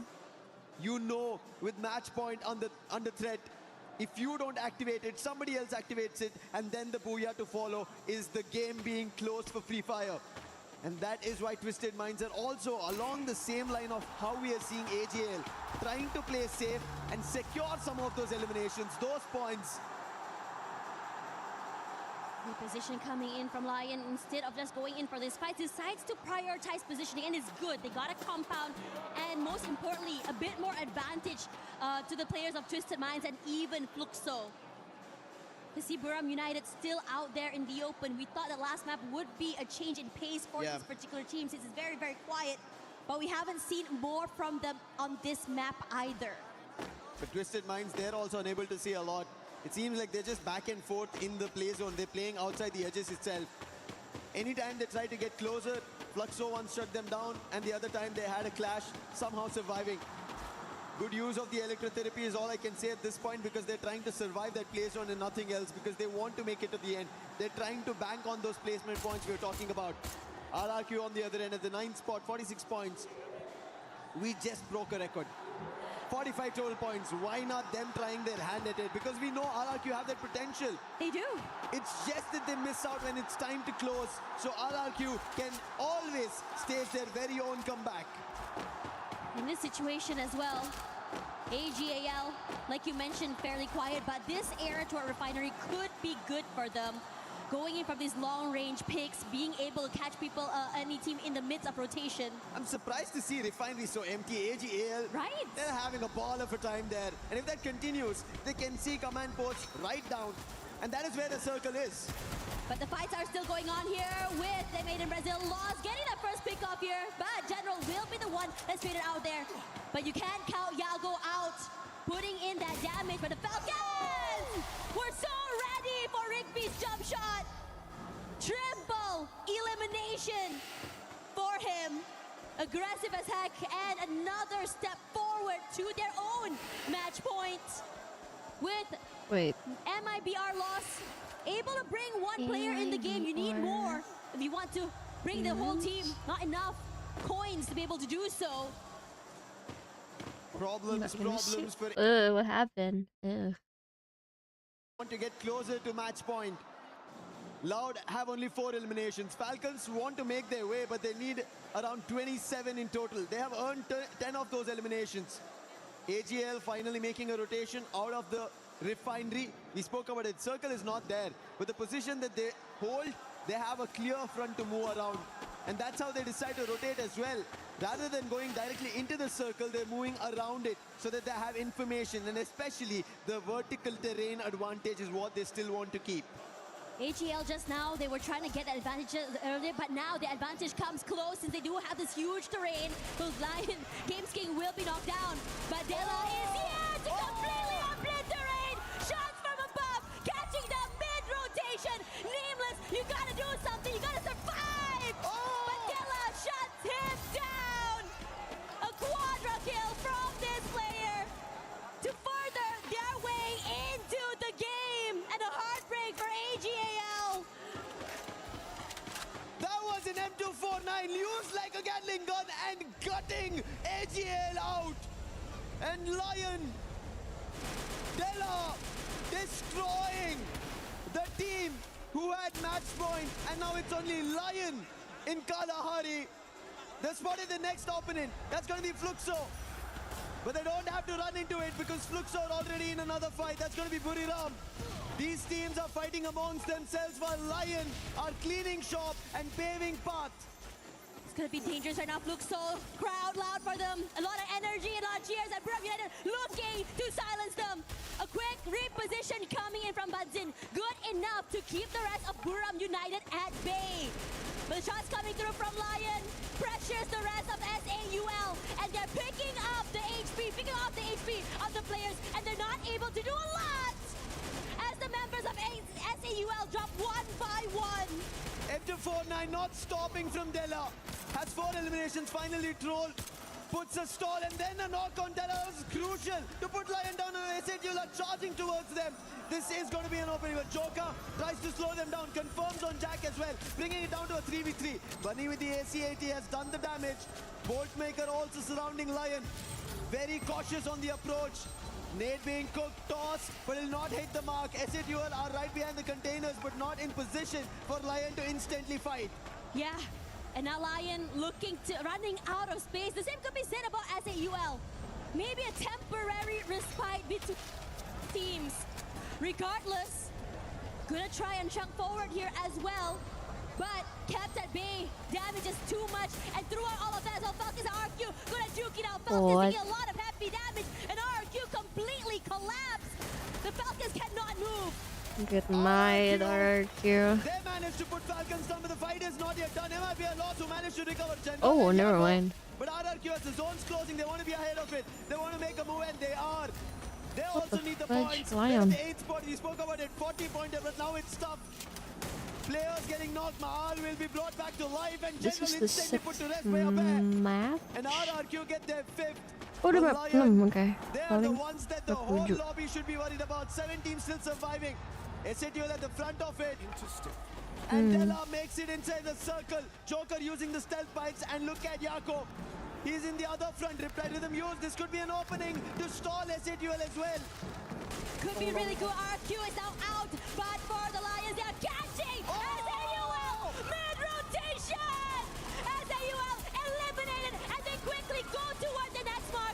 They have Fluxo close by. They also have Loud as well, but they're taking this bit by bit. Twisted Minds shut up inside of the compound, but Joker is just on a rampage. Records were just broken, and now records are being made. History being created. Lion have the best advantage. Loud in front of them. Trap helping them out. Big one. M79. 2 of the players from Twisted Mind are down. Nicks up close and personal, and Loud have put Twisted Minds down. Lion a 3v4. This is insane because Wakos is just finding the angle to a Waka. Not able to land those shots. Taking his time, but the Knights have a nice crossfire, and Loud completely surrounded. Cannot really move. These two teams. Loud especially wants to stop Lion from being able to end this tournament. Trap stuck in the corner. Lion playing at a disadvantage with 1 player less. Joker taking his time. Trap is the one who made it possible. Now Trap has to be the one to put Lion down as well. But Lion Joker, the man who became the MVP. He has to hold this off. Nice chrono, player being revived. Nix making a jump. Can he do the damage? Two of the players from Loud have gotten closer. Doing the damage. Run being done from Della. Wow. He right now is not pulling the M249 up because he knows the number disadvantage. And Nix, he finds the opening. Loud are stopping this from happening. And Nix and BCP, they stop Lion, stop them, and bring it back to Brazil. They are not allowing this tournament to end. You are not going home with that trophy. Must be frustrating, must be a heartbreak. You're so close, you're already there. The booyah right at the tips of your fingers. That could have been history in Esports World Cup 2026 in Paris. There have been a lot of firsts that happen on this stage. And Lion, just by a sliver, missed this chance. But look at Loud, their execution. Clap, he started it all with the M79, using the launchers, denying everybody from getting closer. Twisted Minds getting shattered within the compound.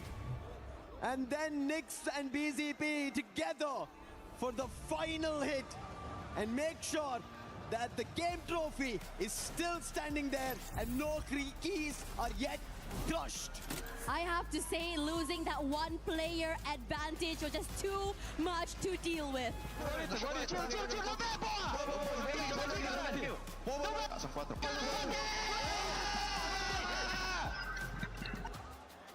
Look at Loud. That's a Loud reaction. The way they managed to hold this off. Trap. Yes, you have done magic. You have done the almighty as of now. That's what you pulled off over there. Otherwise, Lion, they were about to be the beasts of EWC 26 Paris Free Fire. Unbelievable, a back-to-back booyah to just close it off, close the stage. But Loud say that no, not yet. We are here. Southeast Asia has taken it away from us many times, but this time no, Brazil wants it. Keeping the lifeline open, and Loud will strike this hammer for the game number 7, our match 7, which is gonna happen next. But what a game this was. They're so proficient in getting those eliminations as well. Didn't change their momentum or style of play. Didn't even slow down. AJL a bit more quiet this time, prioritizing survivability. However, that target on their backs meant that they were getting hunted left, right, and center.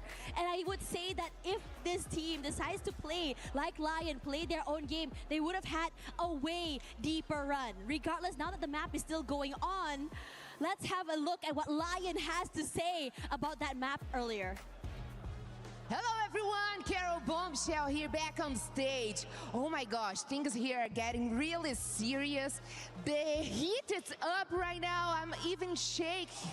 And this interview must be really important right now because we're gonna talk with Lions, especially with the Joker. That was the player that got the most kills, the most eliminations for Lions, where they activated the match point.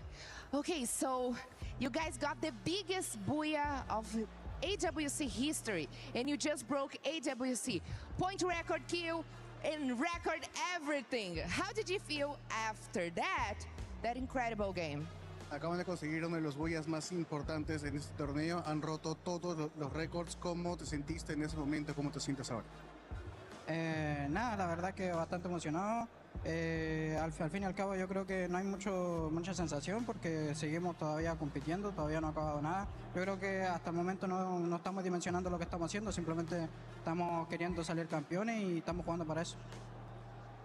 We're really excited, but we are not really feeling right now because we're still competing. So there's nothing to feel yet. We're just focused on getting the win and being champions. Probably that's a good mindset, for right now. You're now making history for Latin at this event at AWC, the World Champions. And you are past the point and become champions. How does it feel to be so close to making history here? Estás haciendo historia para Latinoamérica, están en el punto en el cual ya pueden ser campeones. ¿Cómo se siente estar en estos momentos a un paso de ser campeón? Nada, la verdad que no hay como un sentimiento claro, sinceramente. Lo único que estamos pensando es cerrar la partida, lograr el bulla y terminar el campeonato y lograr ser campeones. Básicamente estamos jugando para eso. We don't really have a clear feeling. We're only thinking about getting that big last booyah, being the champions, and that's all we're thinking about right now. Okay, yeah, I'm pretty much sure that's the goal right now. I don't want to take much time with you because you got to concentrate for the next match. But I got to ask about this last game. You were so close to get the booyah that it's going to turn you guys champions. What happened? Can you share some thoughts about this last game, this end game against Loud?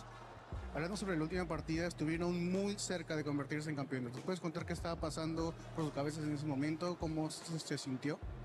La verdad que en el momento simplemente era un 3 versus 4. Pensamos que había otro equipo que eran de diferente, entonces hubo como ahí como que chocamos en la comunicación. Pero nada, de hecho en el momento no simplemente era como de tratar de ganar, entonces no había como algo tan específico, simplemente estamos jugando para ganar y ya está. We were 3 against 4, and we thought it was a different team, so we had a little bit of miscommunications in our comms, and we just didn't play it right, and what happened happened. Perfect. All right, so for us to finish our interview, I just would like to make one last question. What do you have to say for those who doubt about the Latam teams, who said that the Latam teams was way below here in Free Fire? ¿Qué le quiere decir a las personas que decían que los equipos de Latam estaban muy por debajo en el nivel acá en Free Fire?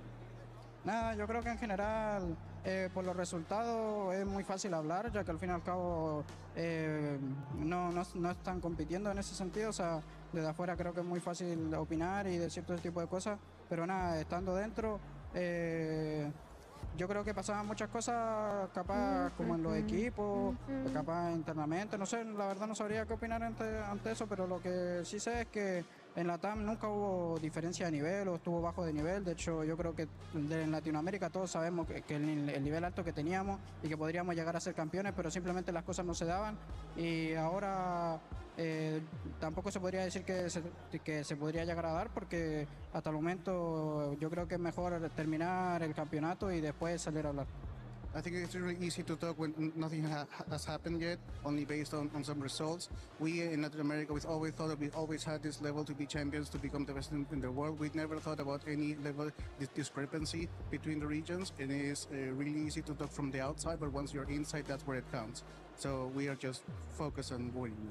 Amazing. I love your answer. Guys, you have heard enough from Joker. This is Latin America here at the AWC, making history. And we're going to continue right now. So back to the studio.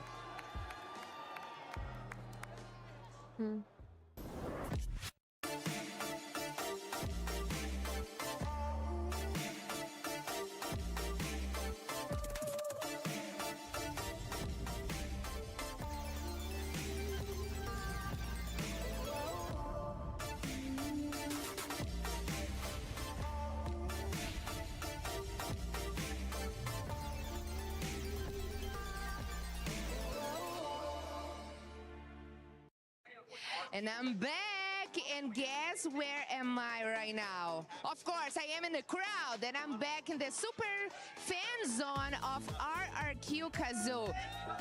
Yeah! Indonesia, make some noise! Let's go! Wow, I can see you guys are very proud to be here. We know Indonesia already got a title, but not for RRQ yet. So what that would mean RRQ win today? It's gonna be our proudest thing maybe in this year, because we're rooting for RRQ to win again in the FPS game. Yeah, amazing. So we all know that you guys have the Free Fire World Series in Southeast Asia, and you compete among most of the teams here. So which is the toughest team for RRQ to face today? The toughest team is still EVOS, of course. Yeah, EVOS and Buriram. Okay, I like the way. Okay, so all of you came from all the way from Indonesia. Have you prepared any special song? Chance, you prepared? Yeah, we prepared. Okay, we want to hear the special song. Come on. Viva RRQ! Viva RRQ!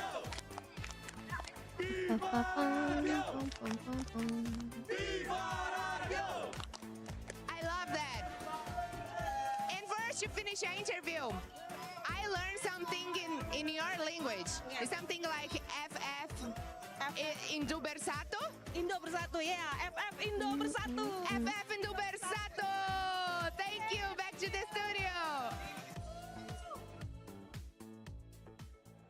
It's not only Southeast Asia, it's not any of the other regions, because right now LATAM is on top and they are breaking records, Lace. Where do I even start? That sigh, I feel you, girl. If we come out of like match 3, right? So let me take you back on a story. Let me take you on a journey of the victory of the Lions on top of that Pride Rock. I mean, at the start, imagine they had 13 eliminations out the gate. Okay, this is what I'm saying. 13 eliminations, moving up to 18, then 20, and then of course we keep harping on about it, but breaking a record. And if you guys don't understand what that means, Falcons in 2024, it was 28 eliminations and a booyah. So for Lions to get 33 eliminations and a booyah, that's just not beating it. That is absolutely triumphing over that. So of course it's a very impressive thing from them. But then you would think in the next match they might slow things down. They're on match point. No. Okay? You do not want to be in the Lions side at the moment. You do not want this big kitty cat staring you in the face, because it is going to be the end of you guys. I mean, there was a part where, obviously Joe Critty's interview, he was so incredibly locked in.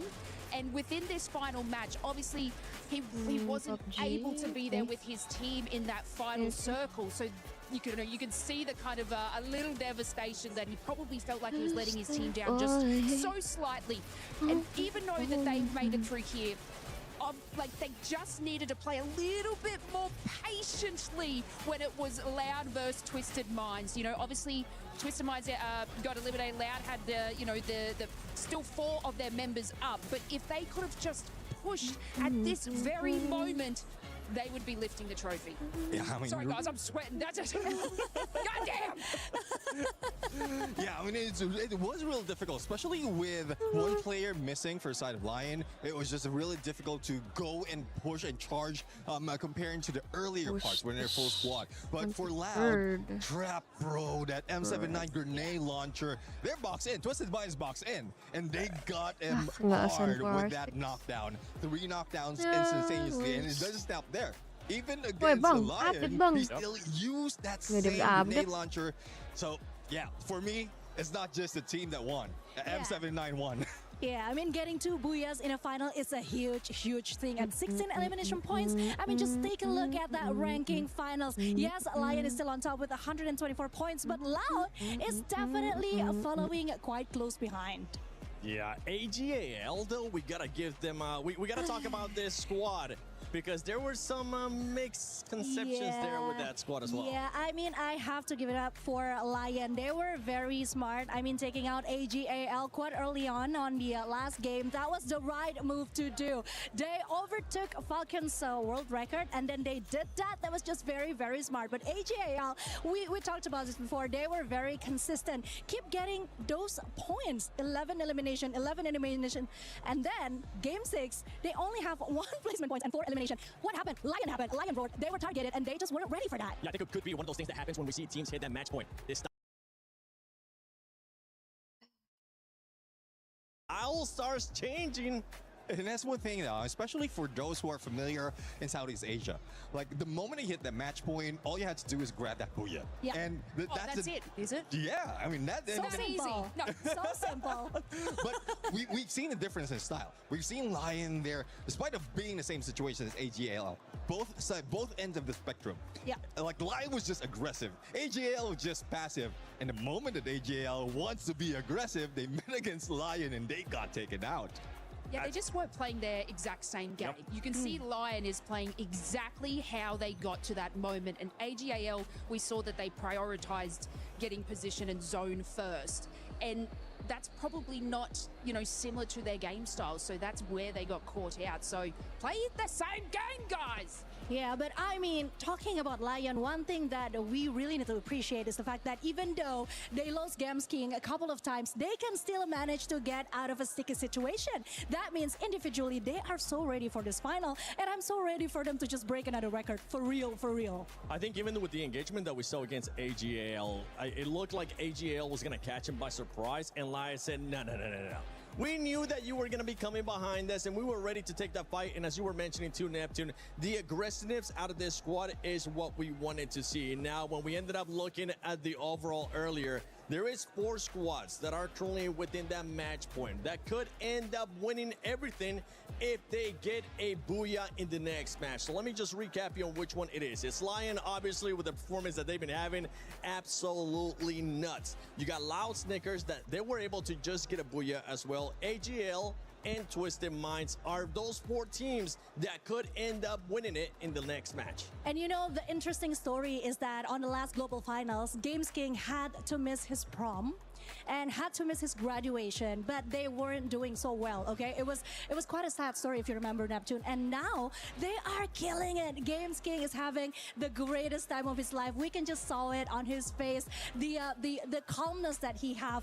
They are so relaxed, and they are still getting all those points, breaking records all in day 1. That's something that I actually enjoyed to see out of the interview there with Lion as well. The confidence was high, but the composure was there as well. The mental wasn't one of those that's saying, we're about to be champions. They're like, no, the job is not done yet. We still know that there's a lot to come, but it looks like that squad knows what's at stake. They know that they've been breaking records, but they want to lift that trophy. I mean, I just quickly want to add, yes, getting the win, getting the booyah, obviously being on match point is what the aim of the game is, correct? But keeping the consistency and getting those points, because they're 2nd, 3rd, and 4th place, and that's, from my records, there's still some money there. So they don't want to slow down. And if we move back to like AGAL and them not sort of playing their aggressive game, I think that they need to just go back to that, be aggressive, because if Lion wins, then you make sure you want to be that 2nd place team, and you still need points, and you still need eliminations, and you still need all of that to be in that 2nd place. They definitely need the points. They definitely need those eliminations, but most of all, they need that booyah. Which playing style are we going to be seeing here? Because, I mean, not only is it this championship at stake, we do have club championship rankings as well.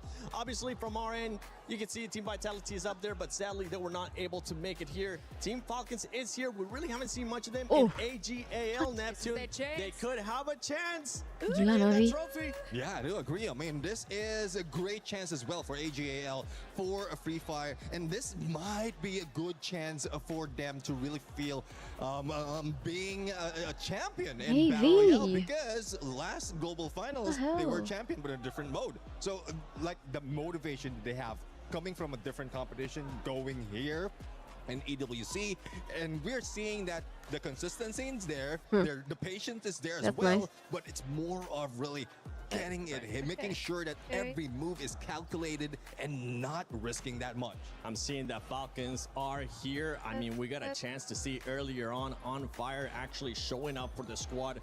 One of those players that has won before. He's going to be looking to show up once again for Falcons. Falcons, honestly, throughout, we were kind of joking about earlier on when I was saying that leaderboard's looking like spinning the wheel. Absolutely nobody, Conchita, expected the record to be broken with 33 eliminations from Lion. Yeah, that was shocking, definitely. I mean, you saw what happened at the green room. We had that reaction. And yeah, but speaking of Falcons, I mean, they were still quite consistent with the placement, because looking back on Gate 5, they made it to the top 5, right? So they still have a chance. They just need to take it up a notch. And maybe if the jacket is saying Falcon is here, you know, guys, you gotta back it up. You gotta back it up with the elimination points as well. So that don't just be there, but like be there with all the elimination points, all that we needed. Yeah, I do agree. I mean, because we've just added 2 of the teams already in match point, so it might be difficult for Team Falcons to really reach that, because they haven't reached it. They haven't taken that just yet. 13 points for them to be able to reach that 90 point match, that 90 match point, and what they need to do right now is to make sure that either they take down those at the top or they wish the others take them down. It's going to be a surprise to see what's going to be happening here in this match. It could end. We could end up with the champion. AJ, Husky, actually Husky, you were able to bless a team yesterday. Are you going to be blessing anybody in this next match? Well, if I have a team to bless, I think I'm blessing AGL and Lion because it's been a long time coming. Two different converging storylines, and for me, I want Dew to finally lift a Battle Royale trophy. For me, it'll just be fun to see the Lions pick up the trophy because so far it's all about the animal kingdom here at the Esports World Cup. You had the Falcons, the birds in the sky, and then you had the white tigers from Indonesia. And now you might as well just throw the Lions in there as well, right? But like you said, I do also think that AGL deserves it. They are a team, and it's been a long time coming for them already. In the recent times, they've been dominating Clash Squad. They are your global finals Clash Squad champions, and they have not lifted a Battle Royale trophy for themselves just yet. What better way than to go back-to-back from Clash Squad at the global finals and then the Battle Royale at the Esports World Cup 26. And it's been a story of 4 years, maybe more than that, especially for the star player, the Angel of Death, who is Dew. Back in 2022, when we were in Bangkok, Thailand for the global finals, they were one game away, they were one booyah away from lifting that trophy. It was ruined by Magic Squad from Brazil. It was ruined by Buriram United Esports, where Moshi hit a highlight reel. And Nigma Galaxy was the organization that Dew was with. He was placed in top 4. Now he has a chance again to make things right after 4 years. 4 teams can close this off. You've got Leon from the one and only LATAM squad. They're the only representatives here for the region. You've got the Brazilians in here as well through Loud. And 2 teams from Thailand, AGL as well as Twisted Minds. This is going to be pretty close because we saw even on the previous map on Kalahari, which I predicted to be the case, that can be the game maker. Unfortunately, AGL and Lion, despite playing their best, we saw them take slow rotations, making very good decisions based on the circle. It was Loud that prevailed with their members advantage. We heard it earlier on from Joker that there was just a bit of miscommunication because they were at a man disadvantage, 3v4.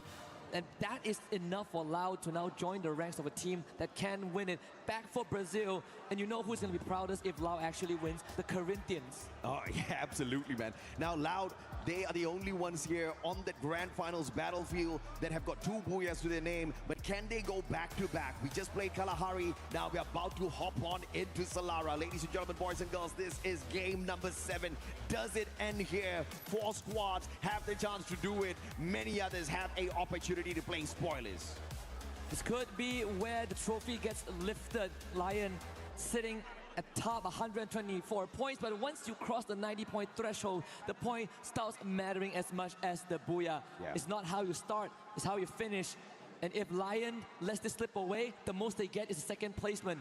And what better map to have it being decided than Solara? Very interesting drop here for Buriram. They were going towards the hub, and then they used their binoculars to scan out the plays here. EVOS as well as Team Apex Gaming scanned out by Buriram, and now the Giants from Thailand want to go out hunting, sending Jonah up front first. Studio's about to be lit up. Yet another binocular used. Potentially, it is a scan and a counter scan from both Tag as well as EVOS.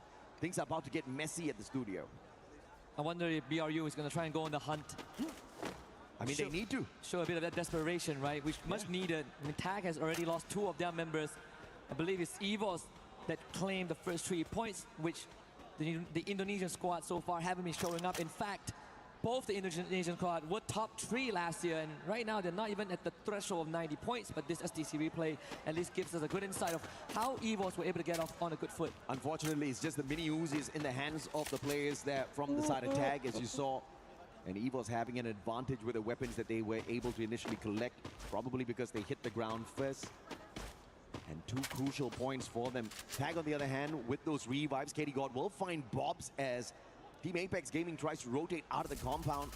They're going to be bumping into Fluxo, but Katie God, split up from the rest of his team members, could not take more than 1 life.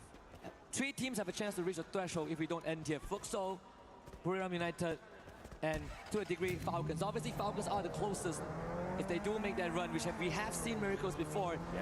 There are some good storylines. BRU now up against EVOS. As expected, they are on the hunt. They are on the prowl.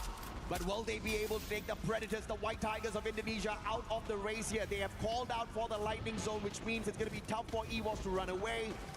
If they get hit by one of those lightning bolts, you know they're going to get marked by that Moko as well. AimGod, Apex, trying to boost themselves away out of the compound on the slide rails. Jonah, AC-80 in hand. And those glue walls just keeping the boys safe for the time being. And RRQ on the opposite side in a little bit of a pickle as EVOS out of the pen into the fire. The Lions catch hold of the Tigers. And Hawkers actually starting off well. That's 2 of them down already with the help of Games King. Unfortunate circumstances for EVOS, but great for Lion. Good time to also point out, this Hawkers, this is his first year in competitive Free Fire. He joined the team back in February, and here he is now at the Cups of Glory with the 3 other veterans who were in the global finals last year that finished 10th with Movie Star R7. The kind of miracle that SHUL was expecting to achieve here on the grand final stage being achieved by Yakots. Gotta appreciate it, man. I mean, Games King, we saw that he was willing to let go of his opportunity to graduate with the rest of his buddies, but he represented the nation on our global final stage. Couldn't really walk away with the best, but he has another opportunity here on the world stage. Falcons is bumping into small points on the way in towards that next zone. Loud, on the other hand, not having fun just yet as they were forced to play a little bit of a reset. SHUL, speaking of them, AGAL pumps into them and they clean up house. Stroll's gonna get tagged up here. Moko sees him. Riptide Rhythm breaks down his defenses, and the follow-up from View off of the Car 98 makes the job too easy for AGAL, and one final survivor in the name of Jack, trying his best to get away. Yeah, completely taking over Casa Vista. So Jack on the run, puts us in finding AimGod on the wayside. So Lau's probably going to be slowing down for now, and BRU doing the complete opposite. Shoto tries to book it out of there, so the captain will hold the fort as he lets the ship keep on sailing.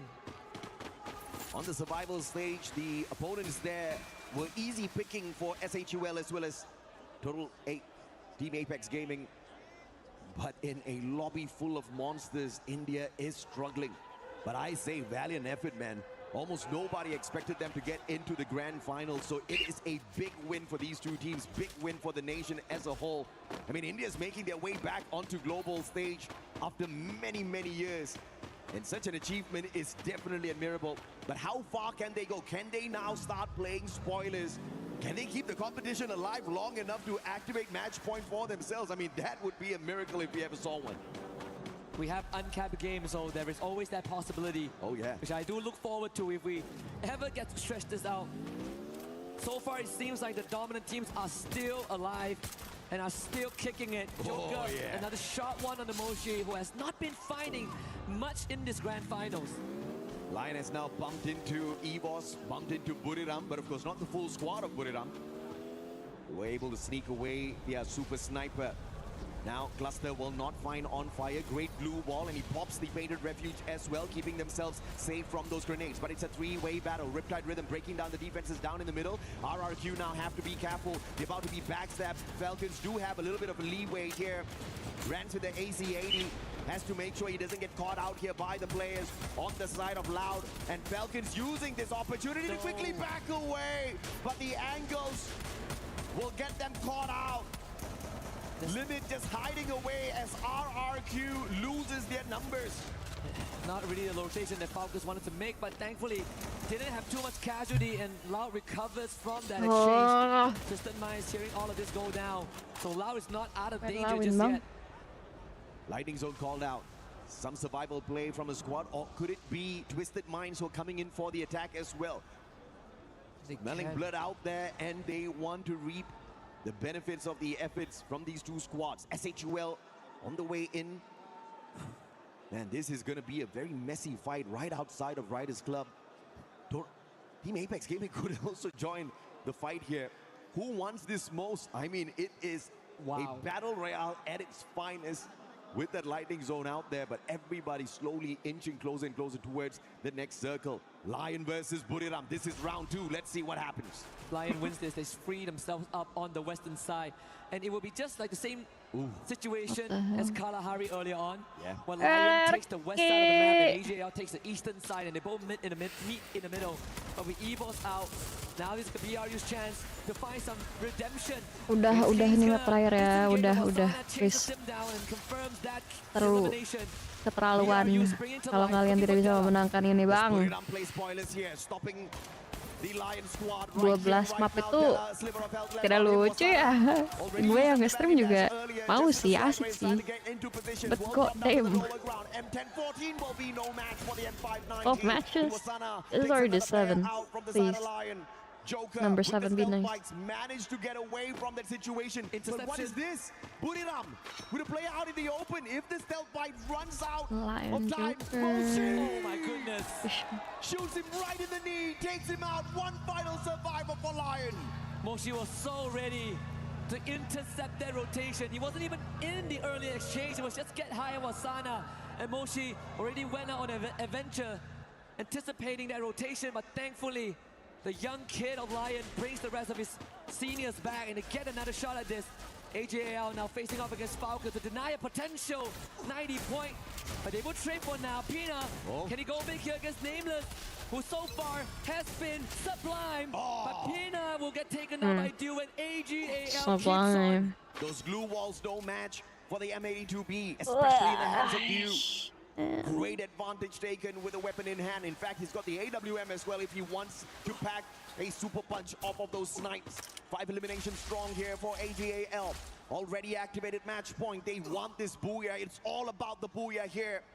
At the start of the day, no booyah, no problem. Right now, no booyah. Very big problem for these 4 squads. And I did mention it's been a while since AG won. Oh, it's been like runner-up. They will not only be a 2-time champion, but we will have second or third or maybe fourth. And that would be on fire. And how cool is that? That is sad. Yeah, he was there back with Peter, with like Koskil, with one more back in Riyadh 2024. When they at least one trophy that was just broken this by year. Lion. Is that the only highlight Lion gets from this grand finals? A record set by them, or they get a double. A record-breaking, record-setting match, and then the championship here at the Esports World Cup 2026. They gather up together with the rest of their team members inside the circle. They are safe. AGL on the other hand, Audu hopping out of the vehicle, very smart play. That definitely saves their lives. But they'll have to use up a lot of these utilities, a lot of those glue walls to route their way in closer towards Twisted Minds. This is going to be a hard one. Oh, beautiful. But if they survive, it's going to be good. The Retired not good enough. Exposing needed to hit that. It's also a good time to draw a parallel between EVOS and Lion. Last year, at the cusp of victory, it was Rasha, the wonder kid, the newcomer that kept the team alive. Yeah. Just now it was Wakos that did it. And remember, last year EVOS activated Champion Rush on game number 6, and it took them 4 games to find the finisher. Will we see a similar situation here for the LATAM squad as well? Do they struggle? Do they get held back? Or do they find that final circle and rip this one away? Games King finding Rasia. The super sniper of EVOS, the wonder kid out, looking for that revive off of the rest of his team members. Twisted Minds keeping AGAL a little bit entertained, but I have to say again, amazing rotation by AGAL to avoid disaster there, as Twisted Minds had the compound, had the circle, and were trying to gatekeep them. Yeah, but AGAL will still be put under pressure because there's an open ground. Yeah. Really nothing much to keep them safe, unless for some reason Loud decides that they want a piece of that. We might see a reunion between Lion and BRU2. In fact, BRU brushes past Lion. With an binocular scan on the southern side. If Buriram gets to that final circle, walks away with Booyah, they'll definitely activate the match point for themselves as well. And no better way to stop the other teams than to walk away with the Booyah on your own and make sure they do not end the game. Wow. As AGAL hits the triple. Lion finding Falcons out there as well. Unfortunately, Twisted Minds looking to gatekeep AGAL, and that just did not go their way at all. Do you look at this? The guy's tanking the damage from the circle. Yago from the opposite end. Car98 takes the Bass out. Only one final survivor here for Twisted Minds. They should know that there's a separate team ahead because they saw the feed as well. Oh! Jump, getting tagged by Cypher, and that's his it. fourth. This should be the end of Twisted Minds. Oh, but here comes MIBRLOS with the launch pad. It's a revive player dropping outside the circle here, looking for yet another revive on the squad. Lion, shot from afar. This is good. Joker, BSK, can you end them right here, right now? Buriram trying to take out the ones who activated the Champ Rush so early on. Games King, a sliver of health left on him. Exposi brings back the Bass. It's still alive here for Twisted Minds. Lion, on the other hand, trying to snuff out Buriram. Captain Jonah, nowhere to run. And the rest of them rushing in from the left-hand side. This should be the end for the captain. And Buriram is out. And they free themselves up completely. And even better, gain possession of the circle. Dinocular scan out the remnants of AGAL. It's the same as the last game where both Lion and AGAL destined to meet in the middle for a chance and a trophy. 4 teams on that match point, still alive and kicking. The competition could end on this game.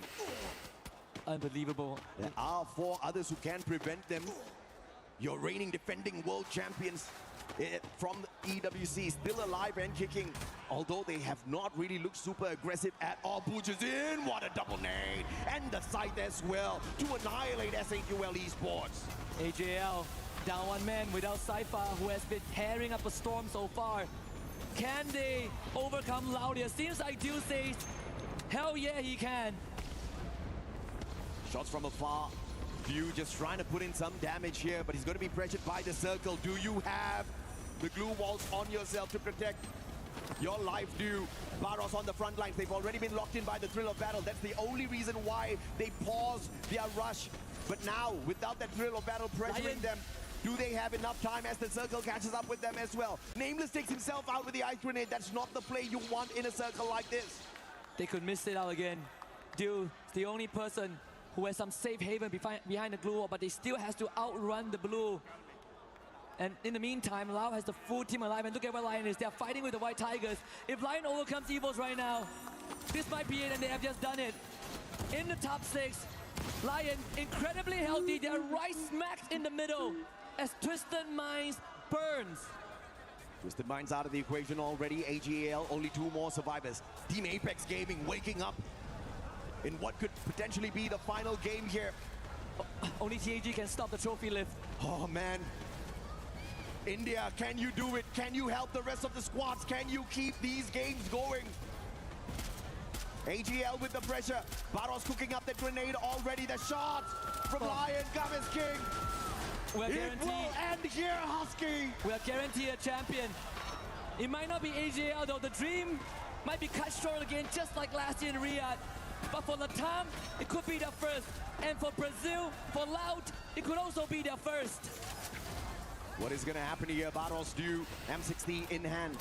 Lion, after the record-breaking run. Like we said, Games King, no graduation, but I guess he graduates today. It's one of the legends of Free Fire. What a good spot. They can flank Loud right now. If they flank Loud and they take Loud out, this could put them in that same exact championship situation again. And Lau, they're under heavy pressure. But Games King is not stopping. This might be his chance, and they find it! Lau, completely trapped! Brazil, no chance! It's now AGL in a 2v4. Looking impossible. Games King fights Baros, and they won't do it. Games King, validates yourself already. Deal with one final shot of the AWM. But Joker up close and personal with Della secures it. And Lion, it's the domination of the Animal Kingdom here at the Esports World Cup 3 years in a row. You have done it! You have done Udah, it, Latin America! Lion. Oke. Last year, Oke lah. Jakarta, you fell short. But this means more than everything. You have the keys to the totem. You have ascended the throne, and no one, absolutely no one, would ever doubt you again. Because You monster! You saw what Russia did last year, and you did the exact same thing. Your first year, February until now, 5 months in, you're a champion in Paris. Garena Free Fire is where dreams are made possible. Times that by 1,000,000 when it's the Esports World Cup. This is the graduation the Gaming has been looking forward to. The true graduation, the apex of competitive Free Fire, the pinnacle of Mount Everest in the competitive circuit. Pinnacle! They qualified first over Gun Dynasty. I'm exaggerating.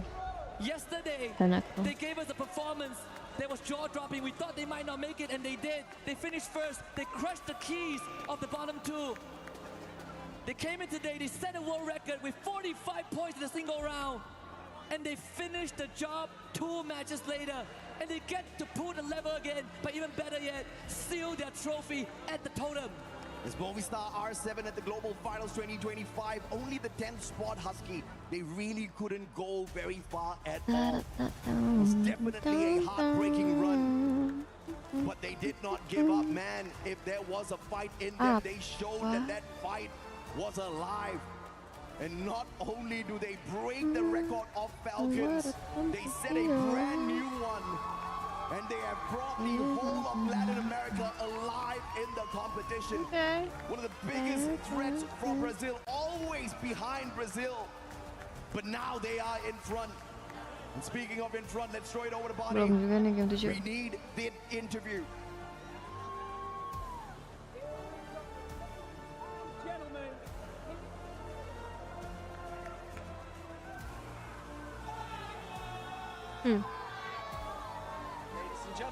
Ladies and gentlemen, here we go. Here the Lions roar right here at the Esports World Cup 2026. You can see how much it means to these players. An incredible showing. Oh my God, what an amazing final. Try to put into words how you're feeling right now. Trata de poner en palabras cómo te sientes ahora. Nada. No escucho nada. ¿Cómo te sientes ahora? Nada, la verdad, contento, no sé, creo que como tal, sinceramente en mi mente no estoy dimensionando mucho de lo que, no sé, la verdad, sí es como, tengo felicidad, pero no, solo eso, feliz, no siento nada más. Y eso. I'm happy, I guess, I don't know, I'm not really dimensioning what's happening right now, so I guess I'm just happy, yeah, I'm happy. Doing it in style like this. Clinching the win here at the Esports World Cup with the community behind you, with the fans screaming your names. Dude, I know you're crying, but how does it feel? ¿Cómo te sientes? Lo mismo. ¿Cómo te sientes? Sí, ¿qué se siente? Me siento muy contento. No puedo describir estos momentos. Han sido momentos muy difíciles en mi vida, con mi ansiedad. He estado muy mal estos últimos meses, sin contárselo a nadie, solo a mi familia. Y creo que este logro siento que me representa mucho, ya que prácticamente soy un valiente. Cada viaje es un desafío para mí y creo que ganar con mi equipo, mis compañeros, mi familia me llena el alma, me llena el corazón y esto es Lion, Watch. I'm really happy. It's been a rough couple of months for me dealing with my anxiety. I never really talked to someone besides my family. Every single trip is a struggle for me, and I'm so really happy to be champions with my team. And this is Lion. I love that. An incredible answer. Good job. An incredible answer. Right, we have things to do. Let's go. We're going to go this way over towards the Crusher. Follow me, gentlemen. It is time to cement your legacy here at the Esports World Cup. So follow me round to the back of this Crusher. Here we go. Right, line up here, gentlemen. Line up here. This is the time. Right here you see in front of you all 11 keys of all of the teams that you have now eliminated from the Esports World Cup. Wait. Whoa. However, what we're going to do right now is we're going to open this Crusher by pressing this button. Go for it. Go for it. Okay, it is now open. The teeth are out. We are ready to destroy these keys. Anything you'd like to say to your teams before you crush them? Alright, I'm ending this stream. Nada, o sea que simplemente GG, siento que Lion. hoy por otro día. Cada uno de los Sadly. finalistas creo que lo hizo muy Hey, bien. she doesn't win. Hay que dar todo por el todo, haciendo lo que nos gusta y bueno, me duele destruirlos. I think just today was our day. Every single finalist here is worth it. Today was our day, and it hurts me really much to destroy you. Well, an inspiring answer. You love Really? to see It it. hurts Okay, you here we so go. much to Grab destroy that them? handle. Gently, gently pull it. 3, 2, 1. Yeah, go.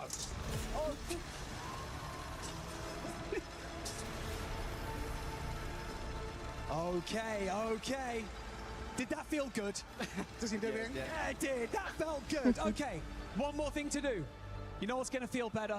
Putting your key inside that trophy. Let's invite the key master onto the stage to present you with the Lions key for the EWC trophy. Come over here. Here you go. There What is the your fuck key. is happening Please with the take handle? it. Gentlemen, what I'm going to get you to do is walk all the way to the trophy, and I want you to seal the trophy by putting your key in the center and then lift the trophy for everyone at the Esports World Cup to see and cement your legacy. Ahora van a caminar por el centro, van a poner el triángulo en el trofeo y al ponerlo van a levantarlo y enseñarles a todos que son campeones. Ladies and gentlemen, your 2026 Free Fire champions at the Esports World Cup, Lion. Here we go. Cement your legacy. Nice.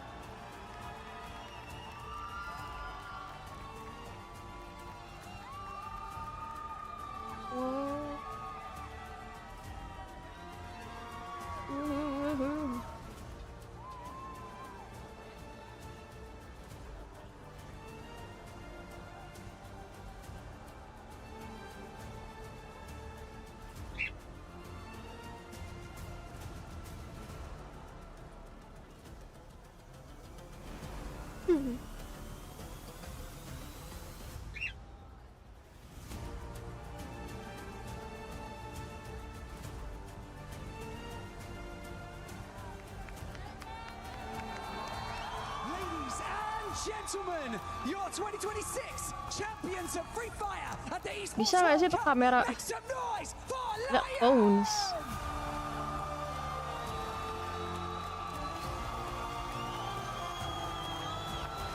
Those phones. Put away the phones. So annoying. Hello?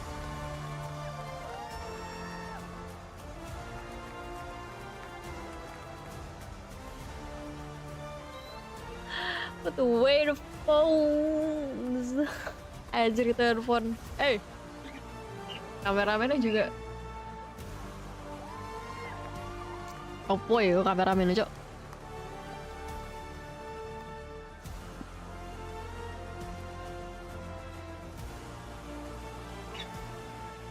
Hey.